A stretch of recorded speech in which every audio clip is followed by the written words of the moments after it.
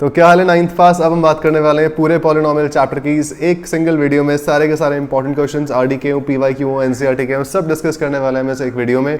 Basic से शुरू करेंगे बिल्कुल स्क्रैच से चैप्टर को। तो चलिए शुरू करते हैं। पॉलिनोमियल्स कक्षा 10 वन शॉट। इंट्रोडक्शन की बात करेंगे पहले हम। यहाँ पे पॉलिनोमियल्स होते क्या हैं। यहाँ पे पॉलिनोमियल्स का हमारा एक बेसिक सा जो जनरलाइजेशन है वो है कि भाई पॉलिनोमियल्स में इक्वल टू नहीं आता और इक्वेशंस में इक्वल टू आता है। ठीक है, इक्वेशंस में इक्वल टू आता है और पॉलिनोमियल्स में नहीं आता। यहीं पर पॉलिनोमियल जो हम बात करने वाले हैं ये होगा एक हमारा क्वाड्रेटिक पॉलिनोमियल। क्वाड्रेटिक पॉलिनोमियल मतलब जिसके बारे में हम पढ़ेंगे आगे, और क्वाड्रेटिक पॉलिनोमियल मतलब जिसकी हाईएस्ट पावर 2 होती है। अब हमारा बेचारा पॉलिनोमियल कुछ इस तरह से दिखेगा, ax² + bx + c।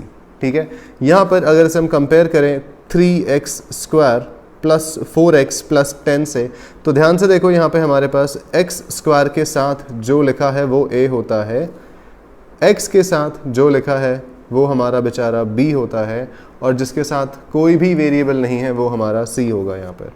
तो यहीं से देखें तो a की वैल्यू है हमारी 3, b की वैल्यू आ गई +4 और c की वैल्यू आ गई हमारी 10। तो ये है एक बेसिक पॉलिनोमियल का स्ट्रक्चर या पॉलिनोमियल दिखता कैसा है। इसी के साथ साथ हमें कुछ चीज़ें ध्यान रखनी है। पॉलिनोमियल में कभी भी हमारे वेरिएबल की जो पावर है वो नेगेटिव या फ्रैक्शन में नहीं होगी। जो पावर है वेरिएबल की, जो पावर ऑफ वेरिएबल कौन सा है हमारा यहाँ पे, वेरिएबल है हमारा यहाँ पर x। ठीक है, वेरिएबल होते हैं जिनकी कोई वैल्यू फिक्स नहीं होती, जैसे अल्फ़ाबेट्स ABCDEFG, ये सारे के सारे वेरिएबल्स हैं। तो यहाँ पे हमारा x एक वेरिएबल है, इसकी हमारी पावर हमेशा पॉजिटिव रहनी चाहिए। तो पॉजिटिव पावर ऑफ वेरिएबल हमेशा पॉजिटिव होनी चाहिए।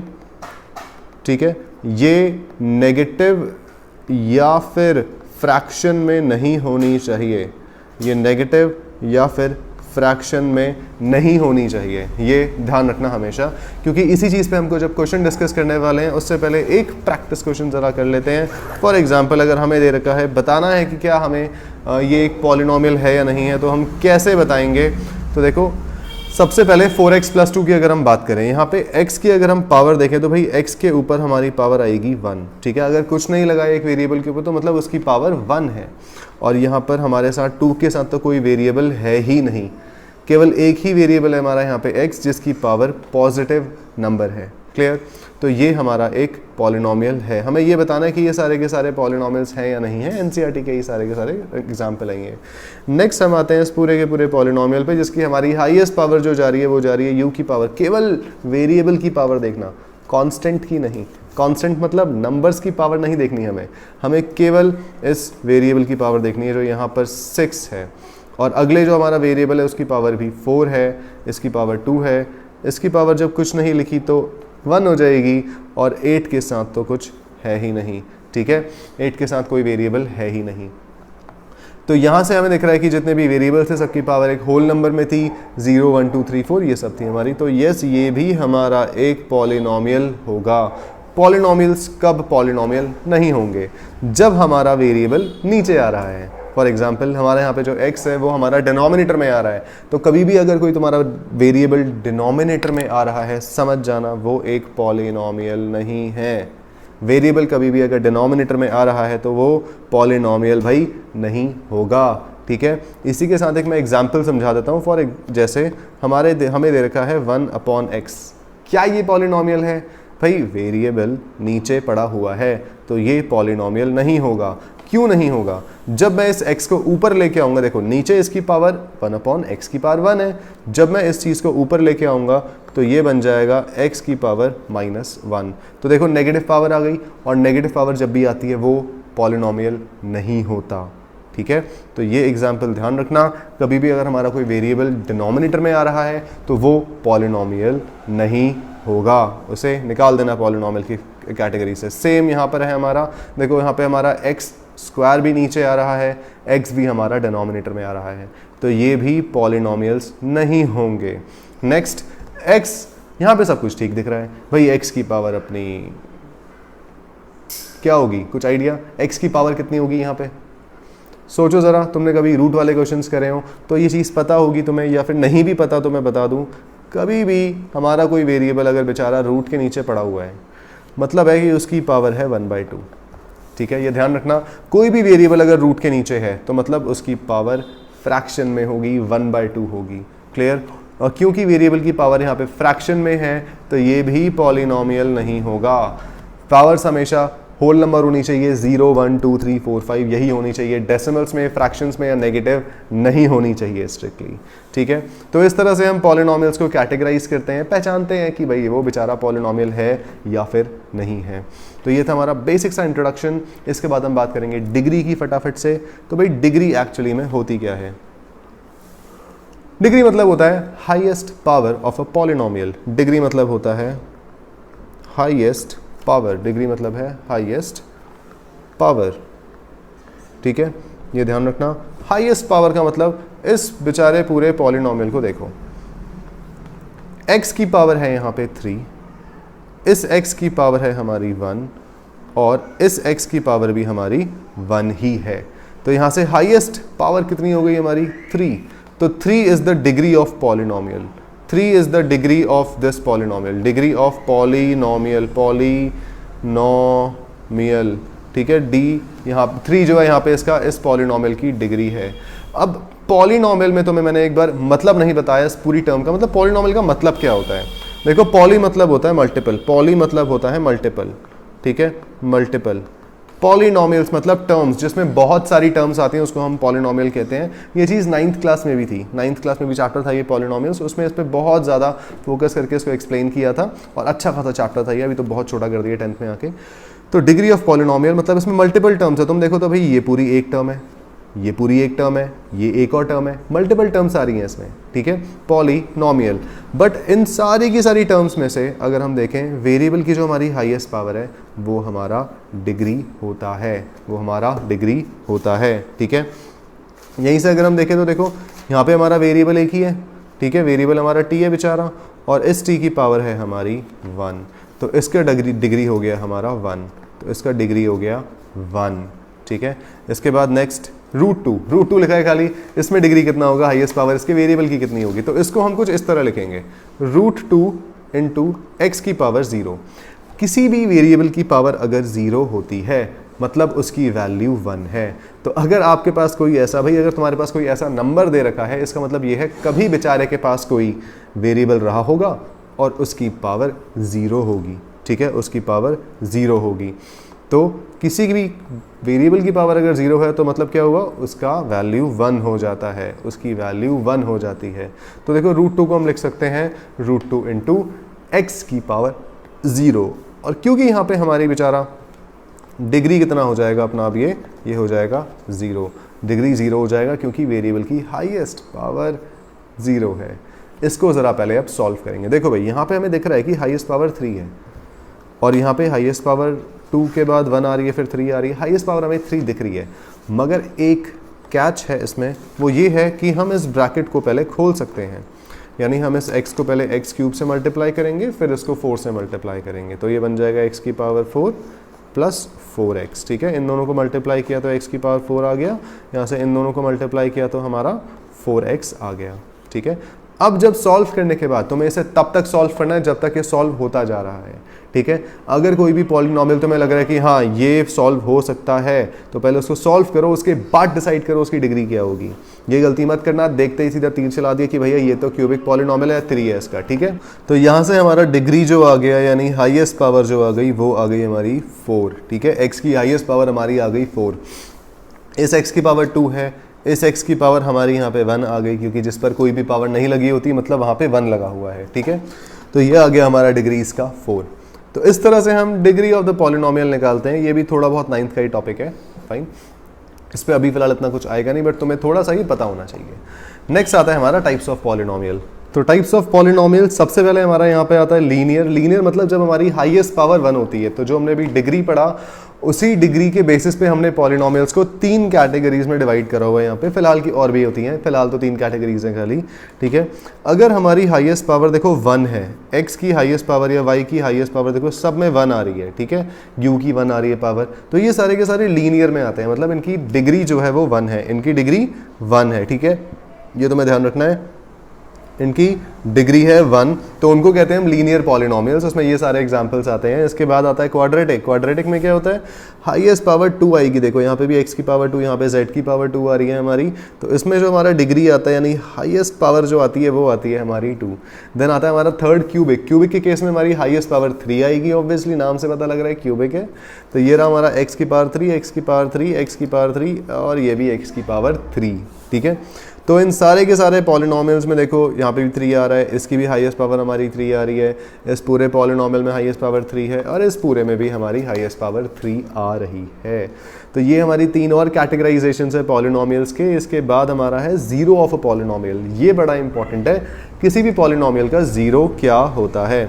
ठीक है, यहाँ पे पहले ज़रा एक एग्जाम्पल ले लेते हैं। देखो जीरो ऑफ अ पॉलिनोमियल मतलब हम उस पॉलिनोमियल में वेरिएबल की जगह क्या वैल्यू पुट करें कि उसकी वैल्यू 0 बन जाए। अब इसको आसान भाषा में समझने के लिए एक एग्जांपल लेते हैं। पहले एक हमने पॉलिनोमियल ले लिया 2x + 1।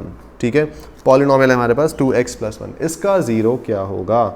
मैंने माना p ऑफ x, ये रहा हमारा polynomial p of x। p of x मतलब एक पॉलिनोमियल है जो कि x की टर्म्स में है और हमें वो दे रखा है 2x + 1। तो यहाँ पे हम x की जगह क्या रखें। ओहो, यहाँ पे हम x की जगह क्या रखें कि इस पूरी चीज़ की वैल्यू 0 बन जाए। तो बड़ा सिंपल तरीका है इसको निकालने का। भाई इसको 0 के इक्वल पुट कर दो। 2x + 1 = 0। तो 2x आ गया तुम्हारा -1, ये +1 उधर जाएगा तो -1 हो जाएगा और x आ जाएगा हमारा -1/2। तो 2 इसका नीचे आ जाएगा इसके, तो ये हो जाएगा -1/2। मतलब ये है इसका कि अगर मैं p ऑफ -1/2 लूँगा तो ये जो 2x है ये पूरा का पूरा 0 बन जाएगा। मतलब अगर हम इस x की जगह पे -1/2 रखेंगे तो इस पूरे पॉलिनोमियल की वैल्यू 0 हो जाएगी। देखते हैं कैसे। नीचे वाले 2 से ऊपर वाला 2 कटा, हमारे पास बचा -1 + 1 और ये आ गया 0। बिल्कुल ठीक है, तो उसको हम लिखेंगे कुछ इस तरह से, -1/2 is 0 of given polynomial, is 0 of the given polynomial. ठीक है, polynomial -1/2 is the 0 of given polynomial. Fine, तो ये होते हैं जीरोस किसी भी पॉलिनोमियल के। एक और एग्जांपल ले लेते हैं यहाँ पर, जो है हमारे पास 5x² = 25। ठीक है, 5x² = 25। इस केस में भी हमें x की वो वैल्यू निकालनी है जहाँ पर इस पूरी चीज़ की वैल्यू 0 हो जाए। ठीक है, तो उसको हम सिंपली क्या करेंगे, 0 के इक्वल पुट कर देंगे। सॉरी, थोड़ा गड़बड़ हो गई। ये हो जाएगा 5x - 25, 5x² - 25। तो हमें यहाँ पे एक और पॉलिनोमियल ले लिया 5x² - 25। x की जगह क्या रखें कि इसकी वैल्यू 0 बन जाए। ये निकालने के लिए हमें 5x² - 25 को 0 के इक्वल पुट करना पड़ेगा। 5x² आ जाएगा हमारा 25, यानी ये -25 जो है जब उधर जाएगा तो +25 हो जाएगा। फिर यहाँ से x² आ जाएगा 25/5, ये 5 इसके नीचे जाएगा और ये कटा हमारा जो बन गया 5। ठीक है, तो x² की वैल्यू आई 5। तो यहाँ से अगर हम x की वैल्यू निकालें तो वो आ जाएगी ±√5। अब यहाँ पे क्वेश्चन ये आता है कि प्लस माइनस क्यों लगा। प्लस माइनस लिखने का एक बड़ा मेन रीज़न ये होता है, देखो अगर हम -√5 का स्क्वायर करेंगे तो भी हमें 5 मिलेगा, प्लस का 5, यानी माइनस का स्क्वायर प्लस होता है और √5 का जो स्क्वायर करोगे तो क्या होगा, स्क्वायर से रूट कट जाएगा और हमें 5 मिलेगा। यहीं से अगर हम +√5 का स्क्वायर करेंगे तो भी हमें 5 ही मिलेगा। तो देखो दोनों पॉसिबिलिटीज़ हैं, +√5 भी हो सकता है आंसर और माइनस का √5 भी आंसर हो सकता है। तो हमें 5 मिल रहा है दोनों तरफ से, तो इसलिए x² की वैल्यू अगर 5 है तो x की वैल्यू ±√5 होगी। फाइन, तो ये था हमारा एग्जाम्पल छोटा सा समझने के लिए कि भाई हम ज़ीरोस कैसे निकालते हैं। ठीक है, किसी भी पॉलिनोमियल का जीरो कैसे होता है। अगर हमें उसका जीरो निकालना हो तो उस पॉलिनोमियल को उठा के जीरो के इक्वल पुट कर दो, तो हमें इसका जीरो मिल जाएगा। फाइन, इसके बाद है हमारा जीरोज एंड कोफिशिएंट्स। देखो किसी भी पॉलिनोमियल में जो हमने जीरो निकाला और जो इसके कोफिशिएंट्स होते हैं, ये कोफिशिएंट्स क्या होते हैं ज़रा मैं ये भी बता देता हूँ। बड़ी स्टार्टिंग में हमने पढ़ा था कि ax² + bx + c, ये हमने एक स्ट्रक्चर पढ़ा था इसका, जिसमें से अगर हम देखें तो a, b और c ये तीनों तो हमारे वेरिएबल्स होते हैं। ठीक है, वेरिएबल्स होते हैं और इन्हीं को हम कोएफिशिएंट्स भी कहते हैं। ठीक है, इन्हीं को हम कोफिशिएंट्स भी कहते हैं। ओ सॉरी कांस्टेंट होते हैं, गलत लिख दिया, कांस्टेंट होते हैं, इन्हीं को हम कोफिशिएंट्स भी कहते हैं। और जो हमारा ये x है ये हमारा वेरिएबल होता है, ठीक है, ये येलो वाला हमारा वेरिएबल होता है। फाइन। अब तुम्हारे जीरोज और कोफिशिएंट्स के बीच में एक रिलेशन होता है, हम जरा उस रिलेशन को भी समझने की कोशिश करेंगे, बट थोड़ा कॉम्प्लिकेटेड सा नहीं है, बहुत सिंपल सा है। अब ले लेते हैं इसी का एग्जाम्पल जो है ax square plus B X plus C. मान लो इसके दो जीरोज आए हमारे पास, ठीक है। एक बात ध्यान रखना, अगर क्वाड्रेटिक है ना, जिसकी हाईएस्ट पावर 2 होती है, यानी डिग्री 2 होता है, उसके दो जीरोज होते हैं, ठीक है। तो हमने इसके एक जीरो मान लिया अल्फा और एक जीरो मान लिया बीटा। अब ये अल्फा बीटा सुनने में बड़ा अजीब लगता है, बट है कुछ नहीं, जैसे हम ABCD यूज़ करते हैं वैसे ये अल्फा बीटा यूज़ कर लिया हमने यहाँ पे, ठीक है। तो अल्फा और बीटा है हमारे पास यहाँ पर, इसके दो जीरोज। इसका मतलब ये कि अगर मैं इस x की जगह पे अल्फा रखूं या फिर इस x की जगह पर बीटा रखूं, तो इस पूरे पॉलिनोमियल की वैल्यू जीरो बन जाएगी, ठीक है। जैसे हमने यहाँ पे किया था, जैसे फॉर एग्जांपल इसमें हमने x की वैल्यू, x की जगह जब -1/2 रखा तो इसकी वैल्यू जीरो बन गई थी, ठीक है। ऐसे ही अगर हम इस पूरे के पूरे पॉलिनोमियल में x की जगह पर अल्फा या बीटा रखेंगे तो इस पूरे पॉलिनोमियल की वैल्यू जीरो बन जाएगी। यहाँ पर एक रिलेशन आता है इनके बीच में, ये रिलेशन लीगल है इलीगल पता नहीं, मगर रिलेशन आता है इनके बीच में जो कहता है कि भाई अगर आप दोनों जीरोज को प्लस करोगे, जिसको हम कहते हैं सम ऑफ जीरोज, तो ये आएगा -b/a के इक्वल। -b क्या होता है? x का कोफिशिएंट, और a क्या है? जो b है वो x का कोफिशिएंट है, और जो a है हमारा वो हमारा x स्क्वायर का कोफिशिएंट है, ठीक है। तो अल्फा प्लस बीटा आएगा हमारा -b/a। अगर हम प्रोडक्ट ऑफ जीरोस कर रहे हैं, अगर हम प्रोडक्ट ऑफ जीरोस निकाल रहे हैं, यानी अल्फा इंटू बीटा, तो ये आएगा c/a, मतलब जिसके साथ कोई भी वेरिएबल नहीं लगा, अपॉन a जो x स्क्वायर का कोफिशिएंट है, ठीक है।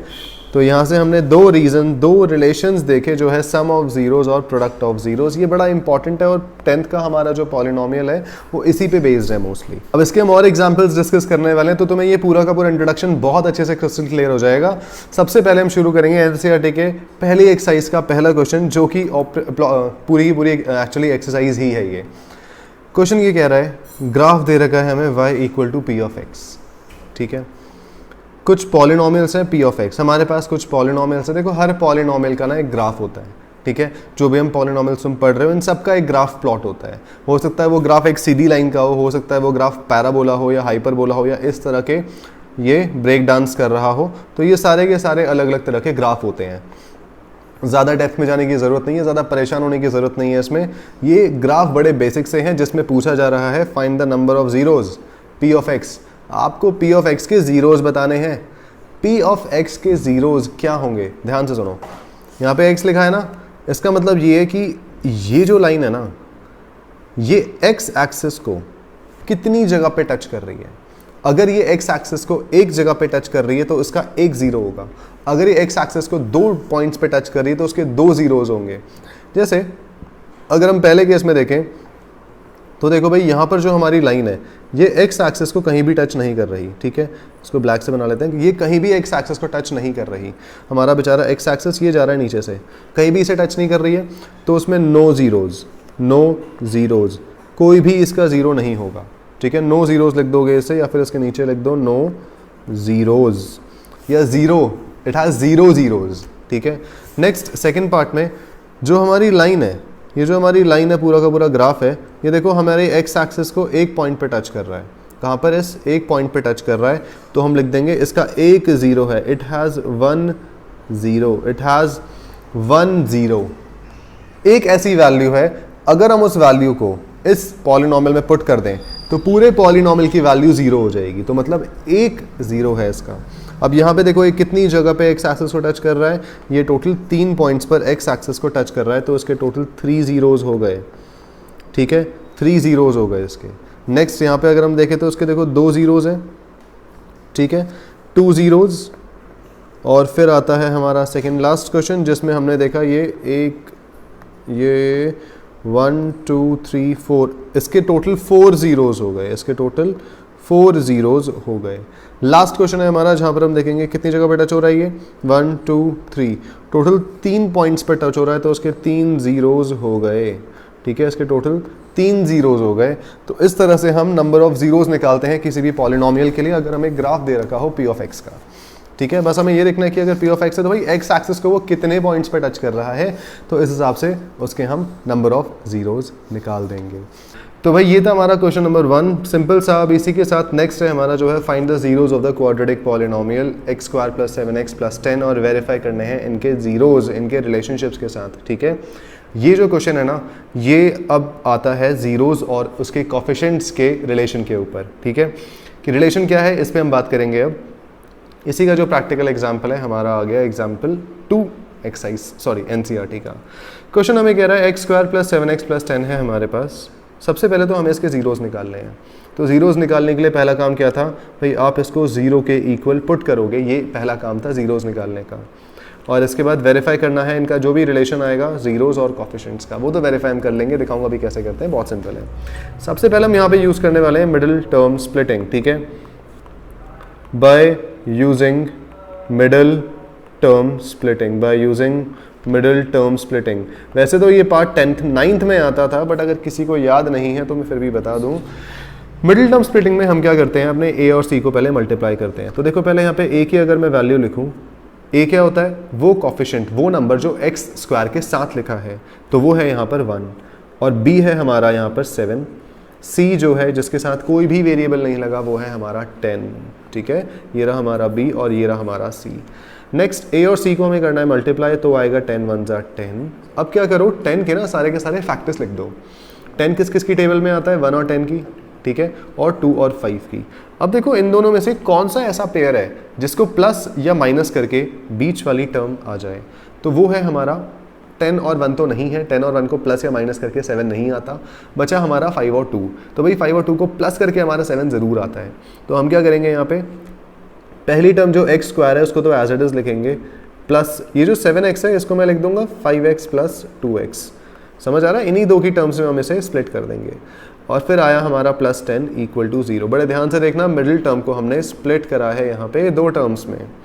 इसके बाद पहली दो टर्म्स में से हम कॉमन निकालेंगे, जो आ गया x कॉमन। देखो यहाँ पर 2x है, यहाँ पर 1x है, तो दोनों में से हम एक x तो बाहर निकाल ही सकते हैं। जब मैं इस x स्क्वायर में से 1x निकाल दूंगा तो हमारे पास बचेगा केवल 1x। जब इस 5x में से हम 1x निकाल देंगे तो बचेगा हमारे पास 5। इसी तरह से हमारे पास सेकंड बाकी दो में क्या कॉमन आ रहा है, देखो एक तो दोनों में प्लस है तो प्लस कॉमन निकाल लो बाहर। ठीक है, और इसके बाद दोनों में 2 भी कॉमन आ रहा है, क्योंकि दोनों का हाईएस्ट कॉमन फैक्टर यानी वो नंबर जिसकी टेबल में 2 भी आएगा और 10 भी आएगा, वो है हमारा 2। तो 2 को भी आप बाहर निकाल लो। जब मैं 2x में से 2 को डिवाइड कर दूंगा यानी 2 को कॉमन निकाल लूंगा, तो बचा हमारा यहाँ पे एक x। जब हम 10 में से 2 को डिवाइड करेंगे या 2 को कॉमन निकालेंगे बोल सकते हैं, तो बचेगा हमारे पास यहाँ पे 5 equal to 0।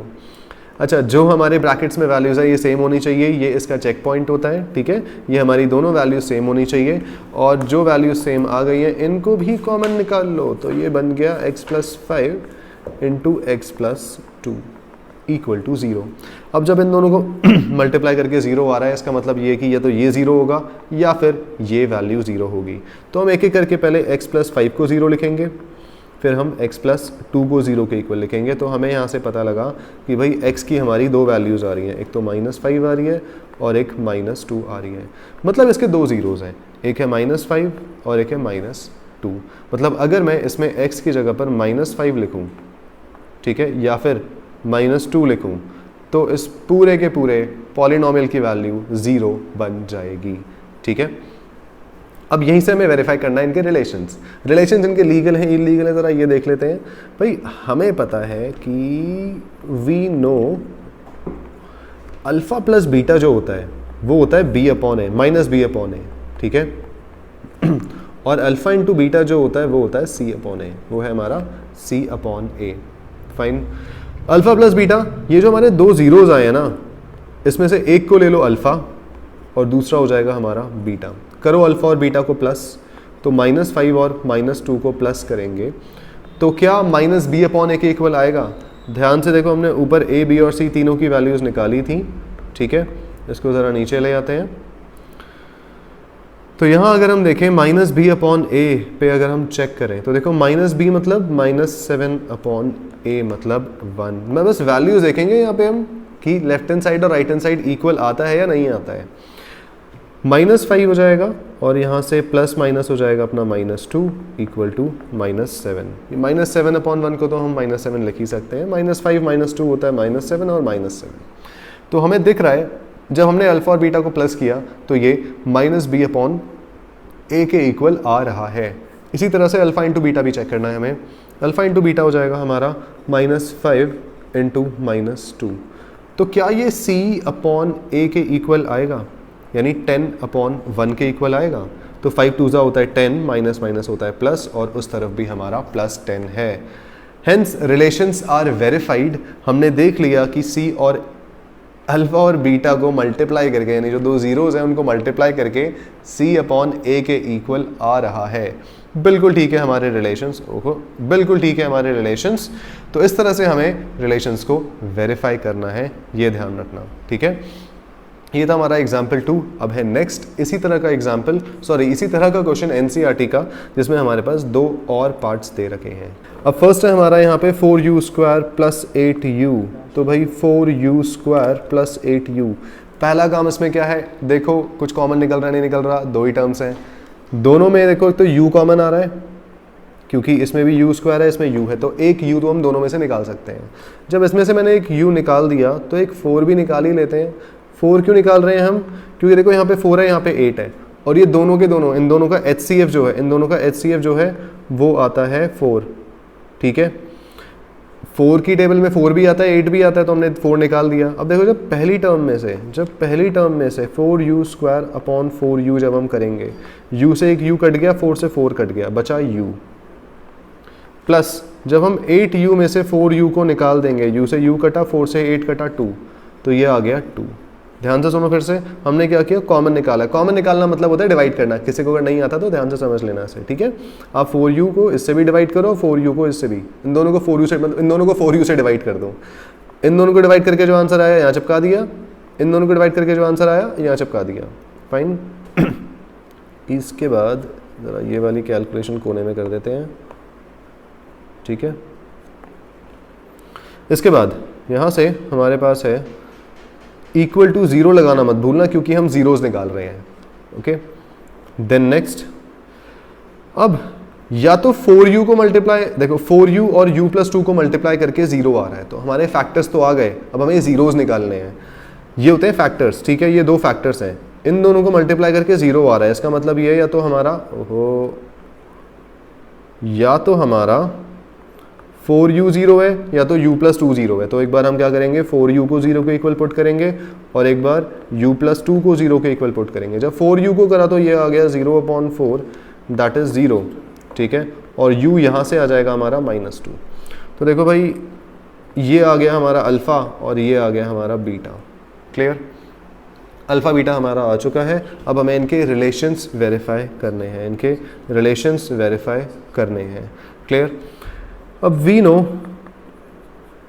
Alpha plus beta जो होता है वो -b/a होता है। ज़रा इसमें ना b और a निकाल लेते हैं पहले। देखो सबसे पहले अगर हम बात करें तो अपना जो a है वो हो जाएगा 4, जो b है वो हो जाएगा 8 और c अपना 0। कैसे, u² के साथ यानी x² के साथ जो लग रहा है वो हमारा a होगा, जो x के साथ यानी यहाँ पर u के साथ जो लगा है वो हमारा b हो जाएगा, और जिसके साथ कुछ नहीं लगा, कोई वेरिएबल नहीं लगा, वो तो यहाँ पे टर्म है ही नहीं, मतलब वो टर्म 0 है, तो c हमारा 0 आ गया, ठीक है। इसके साथ साथ अल्फ़ा प्लस बीटा, अल्फ़ा कितना है हमारा 0, तो ये हो जाएगा 0 प्लस बीटा आ रहा है -2। चेक करो ज़रा, -b/a के इक्वल आ रहा है, नहीं आ रहा, -8/a इज़ 4, ठीक है, -8/a प्लस -2 इक्वल टू 4 को 8 से काटो, ये बचेगा 2 और यहाँ भी बचा हमारा -2। बिल्कुल ठीक है, हमारा लेफ्ट हैंड साइड और राइट हैंड साइड इक्वल आ रहे हैं यहाँ पे, फाइन, लेफ्ट हैंड साइड और राइट हैंड साइड इक्वल आ रहे हैं। इसके बाद अल्फ़ा इंटू बीटा हमारा बचा जो होता है c/a, ये भी चेक कर लेते हैं। अल्फ़ा इंटू बीटा मतलब 0 मल्टीप्लाई -2, c हमारा था 0 और a था हमारा 4, ठीक है। c हमारा यहाँ से 0 था, a था हमारा 4, अल्फ़ा और बीटा की वैल्यू डाली तो ये आएगा 0, उधर भी हमारा 0 आ गया, और दैट्स इट, हेंस वेरीफाइड। इसको लिख देना, ठीक है, कि हमने वेरीफाई कर लिए हैं जो उनके रिलेशंस थे जीरोस के विद देयर कोफिशिएंट्स। ये था हमारा फर्स्ट पार्ट। अब इसी के साथ साथ ज़रा सेकेंड पार्ट का भी कर्मकांड कर देते हैं। चलो यहाँ पे चिपका दिया हमने फर्स्ट पार्ट, ठीक है। सेकंड पार्ट को भी यहीं पे सॉल्व कर लेते हैं, उसको भी उठा के यहीं डाल देते हैं। Next 4s square minus 4s plus 1, फिर से मिडिल टर्म स्प्लिटिंग हम लगा सकते हैं इसमें। मिडिल टर्म स्प्लिटिंग लगाने के लिए पहले हम लिखेंगे 4s का square minus 4s plus 1 equal to 0 लिख दिया। अब यहाँ से हमें पता है a की वैल्यू है हमारी 4, b की वैल्यू है हमारी -4 और c है हमारा 1। देखो दोबारा 4s स्क्वायर के साथ जो लगा है वो 1 है, a है, s के साथ जो लगा -4 चिपका दो और बचा हमारा c, दैट इज जिसके साथ कुछ नहीं लगा वो +1 है हमारा, ठीक है। इसके बाद करते हैं, चलो using middle term splitting, using MTS लिख रहा हूँ मैं यहाँ पे। मिडिल टर्म स्प्लिटिंग, पहले a और c को मल्टीप्लाई करेंगे तो ये आ जाएगा 4 × 1 जो है 4 हमारा, 4 का तो 4 × 1 हो जाएगा फैक्टर्स और 2 × 2 हो जाएंगे। तो चलिए भाई यहाँ पे लिखते हैं ज़रा, ये वाली पूरी चीज़ को नीचे लिख देते हैं, ठीक है। और मिडिल ये क्या हो गया, कुछ गड़बड़ हो गई, नीचे लिख ही लेते हैं, छोड़ो। 4s square minus 4s plus 1 equal to 0 चिपका दिया हमने सेम। पहली टर्म को तो एज इट इज लिख दो जो है 4s स्क्वायर, लास्ट टर्म को भी +1 लिख दो। बीच वाली टर्म को हमें स्प्लिट करना है तो 2 और 2 का पेयर ले लेते हैं, क्योंकि इनको प्लस करके हमारा 4 तो आ ही जाएगा। ये हो जाएगा -2s, ये हो जाएगा हमारा -2s माइनस 2s। ध्यान से देखो मैंने दोनों 2s के साथ माइनस का साइन लगाया है, ठीक है, क्योंकि माइनस माइनस प्लस होता है और प्लस करने के बाद हमें साइन चाहिए माइनस का, तो इसलिए साइन यहाँ पे माइनस का लग भी गया और इन दोनों को प्लस करके हमारा -4s आ जाएगा। देन टर्म स्प्लिट हो गई है बीच वाली हमारी दो में। अब पहली 2 टर्म्स और लास्ट 2 टर्म्स में से हमें निकालना है बस कॉमन। पहली 2 टर्म्स में से कॉमन आ जाएगा 2s, तो भाई इसमें से बच जाएगा, देखो 4s स्क्वायर को आप 2s से डिवाइड करो, s से s कटा, 2 से कटा 4, ये बचा 2s यहाँ से बचा, 2s को 2 से डिवाइड किया बचा -1, ठीक है। इसके बाद इन दोनों में देखो कुछ भी कॉमन नहीं आ रहा, जो बचे हुए हमारी बेचारी 2 टर्म्स हैं इनमें कुछ भी कॉमन नहीं आ रहा, तो इसमें क्या करो, बाहर लिख दो 1, ठीक है, और अंदर 2s - 1 एज इट इज लिख दो। मतलब इन दोनों में सेम ब्रैकेट में हमारी वैल्यूज आ गई हैं, बिल्कुल ठीक है, ब्रैकेट्स में सेम वैल्यू आनी चाहिए। अब बारी है 1 का साइन लगाने की। इन भाई साहब के साथ साइन कौन सा लगाया जाए, तो ज़रा पहले प्लस लगा के देखते हैं। तो देखो प्लस प्लस प्लस आना चाहिए, बट यहाँ माइनस लगा हुआ है, क्योंकि इन दोनों को सॉल्व करके ये वाली टर्म आनी चाहिए और इन दोनों को सॉल्व करके ये वाली टर्म आनी चाहिए, बट इसका प्लस और ये माइनस देता है, बट यहाँ तो प्लस लगा हुआ है। तो मतलब यहाँ पे हम अब तुक्का जो हमारा था उसको ठीक करेंगे और लगाएंगे एक माइनस अब देखो माइनस प्लस माइनस और माइनस माइनस प्लस आ गया इसका, बिल्कुल ठीक है, दोनों ब्रैकेट्स में वैल्यू भी सेम आई है। क्रॉस चेक भी कर लिया हमने स्टेप, और यहाँ से आ गया हमारा 2s - 1 into 2s - 1 equal to 0 लगाना मत भूलना, ठीक है। अब दोनों हमारे फैक्टर सेम है, तो हम 2s - 1 को 0 के इक्वल पुट करेंगे, 2s आ जाएगा हमारा +1 और s आ गया भैया 1/2, बहुत बढ़िया, s आ गया हमारा हाफ और ये आ गया हमारा पहला, और दोनों जीरोज इसमें सेम ही होंगे, ठीक है, दोनों जीरोज इसमें सेम ही होंगे। तो सेम तुम इसे उठा के डुप्लीकेट कर देना यहीं पे एग्जाम में भी, और ये आ गए हमारे दोनों के दोनों जीरोज। पहला जीरो है हमारा 1/2 और दूसरा जीरो भी हमारा 1/2 हो गया। अब अगला स्टेप अल्फा और बीटा को हमें प्लस करके चेक करना है, b - b/a के इक्वल आना चाहिए और अल्फा इंटू बीटा हमारा c/a के इक्वल आना चाहिए, ठीक है। Alpha plus beta is 1/2 + 1/2 equal to b/a कितना था हमारा, b/a, b था हमारा -4, a था हमारा 4, करके देखते हैं। तो -b/a यानी -4 ऑफ -4/4। जरा ध्यान से देखो, ये जो माइनस है ना यहाँ चिपका दिया, जो b था हमारा उसकी वैल्यू है -4, तो भैया b का माइनस अलग लिखेंगे और ये जो बाहर माइनस है इसको अलग लिखेंगे, और अपॉन में जो a है इसको नीचे लिख दिया, ठीक है। हमारा b था -4 और a था हमारा 4, तो ये देखो यहाँ से जब हम इन दोनों को प्लस करेंगे तो 1/2 और हाफ को प्लस करके 1 आता है, हाफ और हाफ को प्लस करके 1 आता है, ठीक है। इसके बाद ये आ जाएगा हमारा इक्वल टू में माइनस माइनस प्लस हो जाएगा, +4/4, 4/4 भी 1 ही होता है, तो 1 = 1 अल्फा प्लस बीटा तो हमारा सही सेट बैठ गया, अब अल्फा इंटू बीटा करना है। अल्फा इंटू बीटा मतलब 1/2 multiply 1/2 equal to C upon A. अच्छा सी कितना है हमारा यहाँ पे, सी है 1/4, 1/4।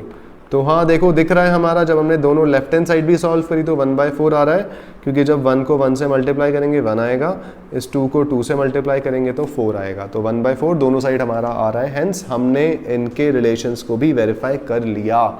ठीक है, इस तरह से हम रिलेशंस वेरीफाई करते हैं जीरोस के। तो ये था हमारा एक और एनसीईआरटी का तबाही क्वेश्चन। अब अगला है हमारे पास यहाँ पे example 4। Example 4, find a quadratic polynomial the sum and product of whose zeros are -3 and 2। चलिए तबाही क्वेश्चन है, तगड़ा क्वेश्चन है, मसालेदार। ये कह रहा है कि बेसिकली हमें सम और प्रोडक्ट दे रखा है।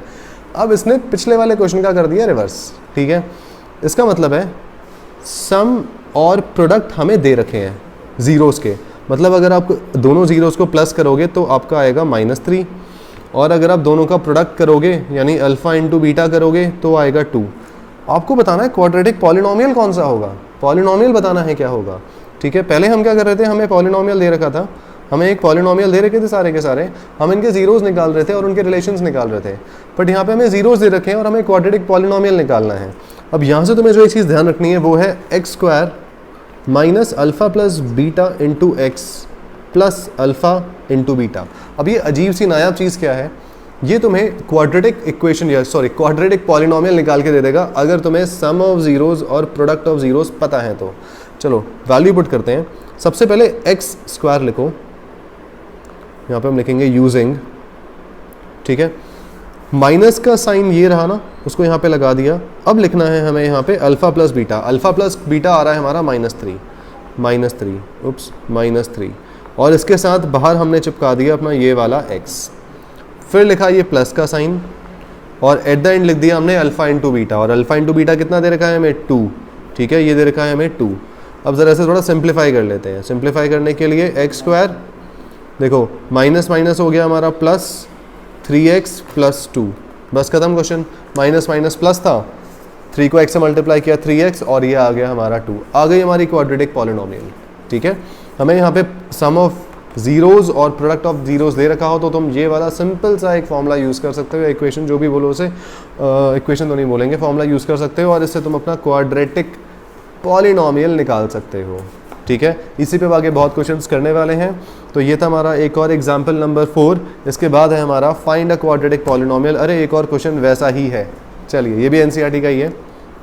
हमें यहाँ पर सम और प्रोडक्ट दे रखा है, यानी पहला वाला हमारा सम होगा और दूसरा वाला हमारा प्रोडक्ट होगा। रिस्पेक्टिवली लिखा है ना, रिस्पेक्टिवली मतलब यही होता है कि पहला अगर सम लिखा है तो पहले आपका सम दिया होगा, बाद में प्रोडक्ट लिखा है तो बाद में प्रोडक्ट दिया होगा, इसका ये होता है रिस्पेक्टिवली। ठीक है, देन हम लिखेंगे फिर यूजिंग, जो था हमारा x² minus alpha plus beta into X plus alpha into beta. रट लो से अब तक। ठीक है, तो x² को तो हमने एज इट इज लिख दिया माइनस, देखो अल्फा प्लस बीटा हमें दे रखा है √2, तो भाई √2 लिख के x चिपका दो इसके बाहर एक ये वाला, और प्लस के बाद alpha plus alpha into beta लिख दो जो है 1/3, प्लस के बाद हमने अल्फा इंटू बीटा लिख दिया जो आया 1/3। अब ज़रा इसको सिंप्लीफाई करना पड़ेगा तुम्हें। अगर डिनोमिनेटर में हमें दिख रहा है यहाँ पे 3 आ रहा है तो हम क्या करेंगे, मल्टीप्लाई विथ 3, मल्टीप्लाई बाई 3 से मल्टीप्लाई करेंगे और ये हमें मिल जाएगा। जब पूरी इक्वेशन को हम पूरे पॉलिनोमियल को जब आप 3 से मल्टीप्लाई करोगे तो ये कुछ ऐसा बन जाएगा, 3 का x² माइनस 3 √2x और प्लस 1/3 को जब हम 3 से मल्टीप्लाई करेंगे ना, 3 से 3 कट जाएगा और बचा हमारा ये ऊपर का 1। ठीक है, ये बचा हमारा ऊपर का 1, फाइन, ये बच गया हमारा ऊपर का 1, दैट्स इट। तो अगर आपके डिनोमिनेटर में कुछ आ रहा है, उस पूरे पॉलिनोमियल को 3 से मल्टीप्लाई कर दिया हमने। 3 को जब x² से मल्टीप्लाई किया 3x², इसको यहाँ से मल्टीप्लाई किया तो 3 √2x, और जब 3 को हमने इस भाई साहब से मल्टीप्लाई किया तो हमारा बच गया यहाँ पे केवल 1, और ये आ गया हमारा क्वाड्रेटिक पॉलिनोमियल। अब यही सेम चीज़ हमें जो करनी है वो है बगल वाले के साथ, जो है 4,1 सेम हम ये करेंगे यूजिंग, यही यूज़ करेंगे हम, फाइन, यही यहाँ पे यूज़ करेंगे यूजिंग, ये रही हमारी पूरी की पूरी पॉलिनोमियल के पूरे के पूरे पॉलिनोमियल का फॉर्मूला। देन यहाँ पे x² माइनस, अच्छा अल्फ़ा प्लस बीटा हमें दे रखा है सम ऑफ ज़ीरो जो है 4 के साथ x लगा दो, प्लस अल्फ़ा इंटू बीटा हमें दे रखा है 1, अल्फ़ा इंटू बीटा दे रखा है हमें 1। इसमें तो कोई डिनोमिनेटर भी नहीं है, हमें कुछ मल्टीप्लाई भी नहीं करना पड़ेगा, तो सिंपली ये बन गया हमारा x square minus 4x plus 1। तो यहाँ से हमारे ये दोनों के दोनों ख़त्म होते हैं। और ये था हमारा एक और क्वेश्चन जो पता नहीं कौन सा वाला था, नेक्स्ट एक्सरसाइज का था ये, ठीक है, 3x square minus 3√2x plus 1। अब आते हैं क्वेश्चन नंबर 8 की तरफ। यहाँ से शुरू होते हैं हमारे थोड़े बहुत PYQs NCERT के, ऑलमोस्ट हमने सारे इंपॉर्टेंट क्वेश्चंस कर लिए हैं। 8th क्वेश्चन है, पता नहीं कहाँ से उठाया था ये हमने। तो ये कह रहा है इफ़ 1 0, अब देखो तुम्हें ऐसे क्वेश्चंस बहुत ज़्यादा बार बार फ्रिक्वेंटली देखने को मिलेंगे अपने स्कूल के टेस्ट में, ठीक है, अपने PT UT जो भी होते हैं तुम्हारे, और फिर एट द एंड बोर्ड्स में भी, जो बड़ा इंपॉर्टेंट है। ये भी 2015 का क्वेश्चन है, CBSE का ही। If 1 0 of the quadratic polynomial is negative of the other, then find the zeros of kx square plus 3kx plus 2। तो यहाँ पे क्वेश्चन थोड़ा सा घूमा हुआ है और थोड़ा अलग सा क्वेश्चन भी है, इसको करने में थोड़ा सा तुम्हें ज़्यादा इंटरेस्ट आए, क्या पता। ये कह रहा है हमारे पास एक यहाँ पे, हमारे पास यहाँ पे एक ये रहा हमारा पॉलिनोमियल जो है f of x equal to 4x square minus 8kx plus 8x minus 9, ये हमें दे रखा है, ठीक है। हमें बताना, हमें ये दे रखा है कि इसका एक ज़ीरो दूसरे ज़ीरो का नेगेटिव है, मतलब जो फर्स्ट ज़ीरो है इसका, अगर हम उसे अल्फ़ा ले लें तो जो सेकंड ज़ीरो होगा वो इसका नेगेटिव है, मतलब वो हो जाएगा माइनस अल्फ़ा, ठीक है। इसके बाद ये कह रहा है हमें निकालना है इस अजीब सी चीज़ का ज़ीरो, हमें find the zeros of kx square plus 3kx plus 2। तो सबसे पहले यहाँ से हम निकालेंगे अपना वही अल्फ़ा प्लस बीटा और अल्फ़ा इंटू बीटा, ठीक है। पहले हम यहाँ से करने वाले हैं alpha sum of zeros, sum of zeros जो होगा अल्फ़ा प्लस माइनस अल्फ़ा, ध्यान से देखो जो आता है कितना, माइनस b/a। अगर तुम इस इक्वेशन को ध्यान से देखो, ठीक है, तो इसको हम थोड़ा सा सिंप्लीफाई कर सकते हैं, कैसे, 4x स्क्वायर। अब इसमें से हम क्या करेंगे, इन दोनों टर्म्स में से मैं x को कॉमन निकाल लूँगा, ठीक है। x को कॉमन निकाल के देखो क्या बन जाएगा, माइनस 8kx, एक मिनट, x तो निकाल दिया ना, k प्लस 8 और इसके बाहर आ गया हमारा x, प्लस लगा के इसके बाहर आ गया हमारा x। दोबारा ध्यान से देखो, इसमें से x निकाल लिया, इसमें से भी x निकाल लिया। जब मैंने इस पहली टर्म में से x को निकाल दिया, ठीक है, तो हमारे पास क्या बचा, केवल माइनस 8k, वो ये रहा। अब इस 8x में से मैंने x को फिर से निकाल दिया, तो ये बचा हमारे पास प्लस 8, वो ये रहा, ठीक है, और बाहर प्लस लगा दिया, x हमने कॉमन निकाल लिया इन दोनों में से, और लास्ट में बचा हमारा माइनस 9, तो इसको तो हमने एज इट इज़ लिख दिया, फाइन। अब यहाँ से क्या होगा, इससे हमें a, b और c निकालना आसान हो जाएगा। देखो x स्क्वायर के साथ जो लिखा है वो a होता है, x के साथ जो लिखा है ये पूरा का पूरा b हो जाएगा, और c हो जाएगा हमारा माइनस 9। तो यहाँ से हम लिख देंगे a आया हमारा 4, b आया हमारा माइनस 8k प्लस 8, या फिर हम इसे 8 माइनस 8k भी लिख सकते हैं, ठीक है। 8 तो प्लस में है ना, माइनस में, तो बस आगे पीछे कर दिया मैंने उसे। और c को हम लिख सकते हैं अपना माइनस 9। अल्फ़ा प्लस बीटा यानी अल्फ़ा प्लस माइनस अल्फ़ा, ध्यान से सुनो, दो ज़ीरोज़ जो हमारे हैं हमने उन्हें प्लस किया है, तो अल्फ़ा और माइनस अल्फ़ा को जब आप प्लस करोगे तो आएगा ये alpha minus alpha equal to minus b, minus 8, देखो minus of 8 minus 8k upon minus 9।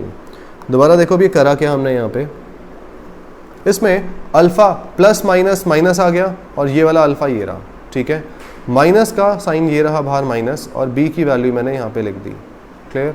Last में बचा हमारा a, जो a हमारा माइनस 9 है। अल्फ़ा माइनस अल्फ़ा होता है 0, 0 इक्वल टू, इस ब्रैकेट के बाहर नेगेटिव का साइन है, मतलब ये जब ब्रैकेट खुलेगा तो सारे साइन उल्टे हो जाएंगे। ये जो माइनस 8k है ये प्लस का 8k हो जाएगा, ये जो प्लस 8 है ये माइनस 8 हो जाएगा अपॉन माइनस 9, ठीक है। यानी ये प्लस 8 माइनस 8 हो गया, ये माइनस 8k प्लस 8 में कन्वर्ट हो गया। इन भाई साहब को उठा के वहाँ फेंको तो ये हो जाएगा 0, जब मल्टीप्लाई होगा ये 0 इंटू माइनस 9 से, और हमारे पास बचा 8k minus 8, 0 equal to 8k minus 8। इस माइनस 8 को हमने उधर फेंका तो ये हो जाएगा 8 इक्वल टू 8k, और k आ जाएगा हमारा 8/8 और यहीं से हमारी k की वैल्यू है वो आ गई हमारी 1। ठीक है, k की वैल्यू हमारी निकल चुकी है जो आई है 1। अब इस वैल्यू को हमें उठा के पुट करना है कहाँ, putting the value of k यहीं पे लिख देते हैं, substituting value of k in equation 2।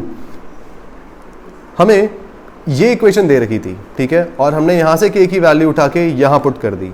Fine, अब क्योंकि हमें रूट तो इसके निकालने ना अल्टीमेटली, तो हमें यहाँ पे पहले k की वैल्यू निकालनी पड़ेगी। k की वैल्यू हमने यहाँ से निकाल दी और अब उस k की वैल्यू को हम यहाँ पुट करेंगे, जिससे हमारे इस दूसरे वाले जो क्वाड्रेटिक पॉलिनोमियल है ना उसके हमारे रूट्स निकल जाए। तो देखो हमें kx² + 3kx, ये था kx² + 3kx और लास्ट में है +2। ठीक है, k की जगह हमें 1 पुट करना है, खाली k की जगह हमें 1 पुट करना है, तो ये हो जाएगा 1x² + 3 × 1 × x + 2। तो x² तो x² ही रहेगा यहाँ पे, 3 × 1 = 3x हो जाएगा और +2। ये हमारा बन गया पॉलिनोमियल। अब हमें इसका भी मिडिल टर्म स्प्लिटिंग करके रूट निकालने हैं और सेम वही है मिडिल टर्म स्प्लिटिंग के लिए। हम क्या करेंगे, इसके a और c को फर्स्ट टर्म और लास्ट टर्म को मल्टीप्लाई करेंगे। तो 1 और 2 को मल्टीप्लाई करके हमारा यहाँ से आ गया 2 के क्या ही बनेंगे हमारे, 2 के हमारे 2 बन जाएंगे, 2 और 1 इन दोनों को मल्टीप्लाई करेंगे तो 2 आएगा हमारा, फैक्टर्स जो हमारे निकलेंगे।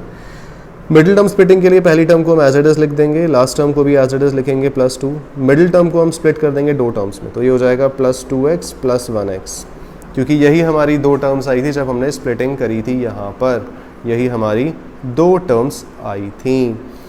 पहली 2 टर्म्स में से x को कॉमन निकाल लो, ये बचा हमारा x + 2। अगली 2 टर्म्स में से बेचारे प्लस और 1 को कॉमन निकालो तो बचेगा x + 2। ब्रैकेट में भी वैल्यूज़ हमारी दोनों सेम आई हैं और बाहर जो था उसको देखो, ब्रैकेट में हमारी दोनों वैल्यूज़ यहाँ पे सेम आई है ना, इसको हमने एक ब्रैकेट में निकाल के रख दिया और बाहर का जो x + 1 था उसे अलग से निकाल के हमने साइड कर दिया। चलो भाई, और ये सारा का सारा हमारा = 0 चल रहा था, ध्यान रखना, क्योंकि हम अभी निकाल रहे हैं इसके ज़ीरोज़, हम इसके ज़ीरोज़ निकाल रहे हैं तो 0 के इक्वल रहेगा। तो ये हो जाएगा x + 2 = 0, दूसरा हो जाएगा x + 1 = 0। यहाँ से x आ गया हमारा -2 और यहाँ से x आ गया हमारा -1।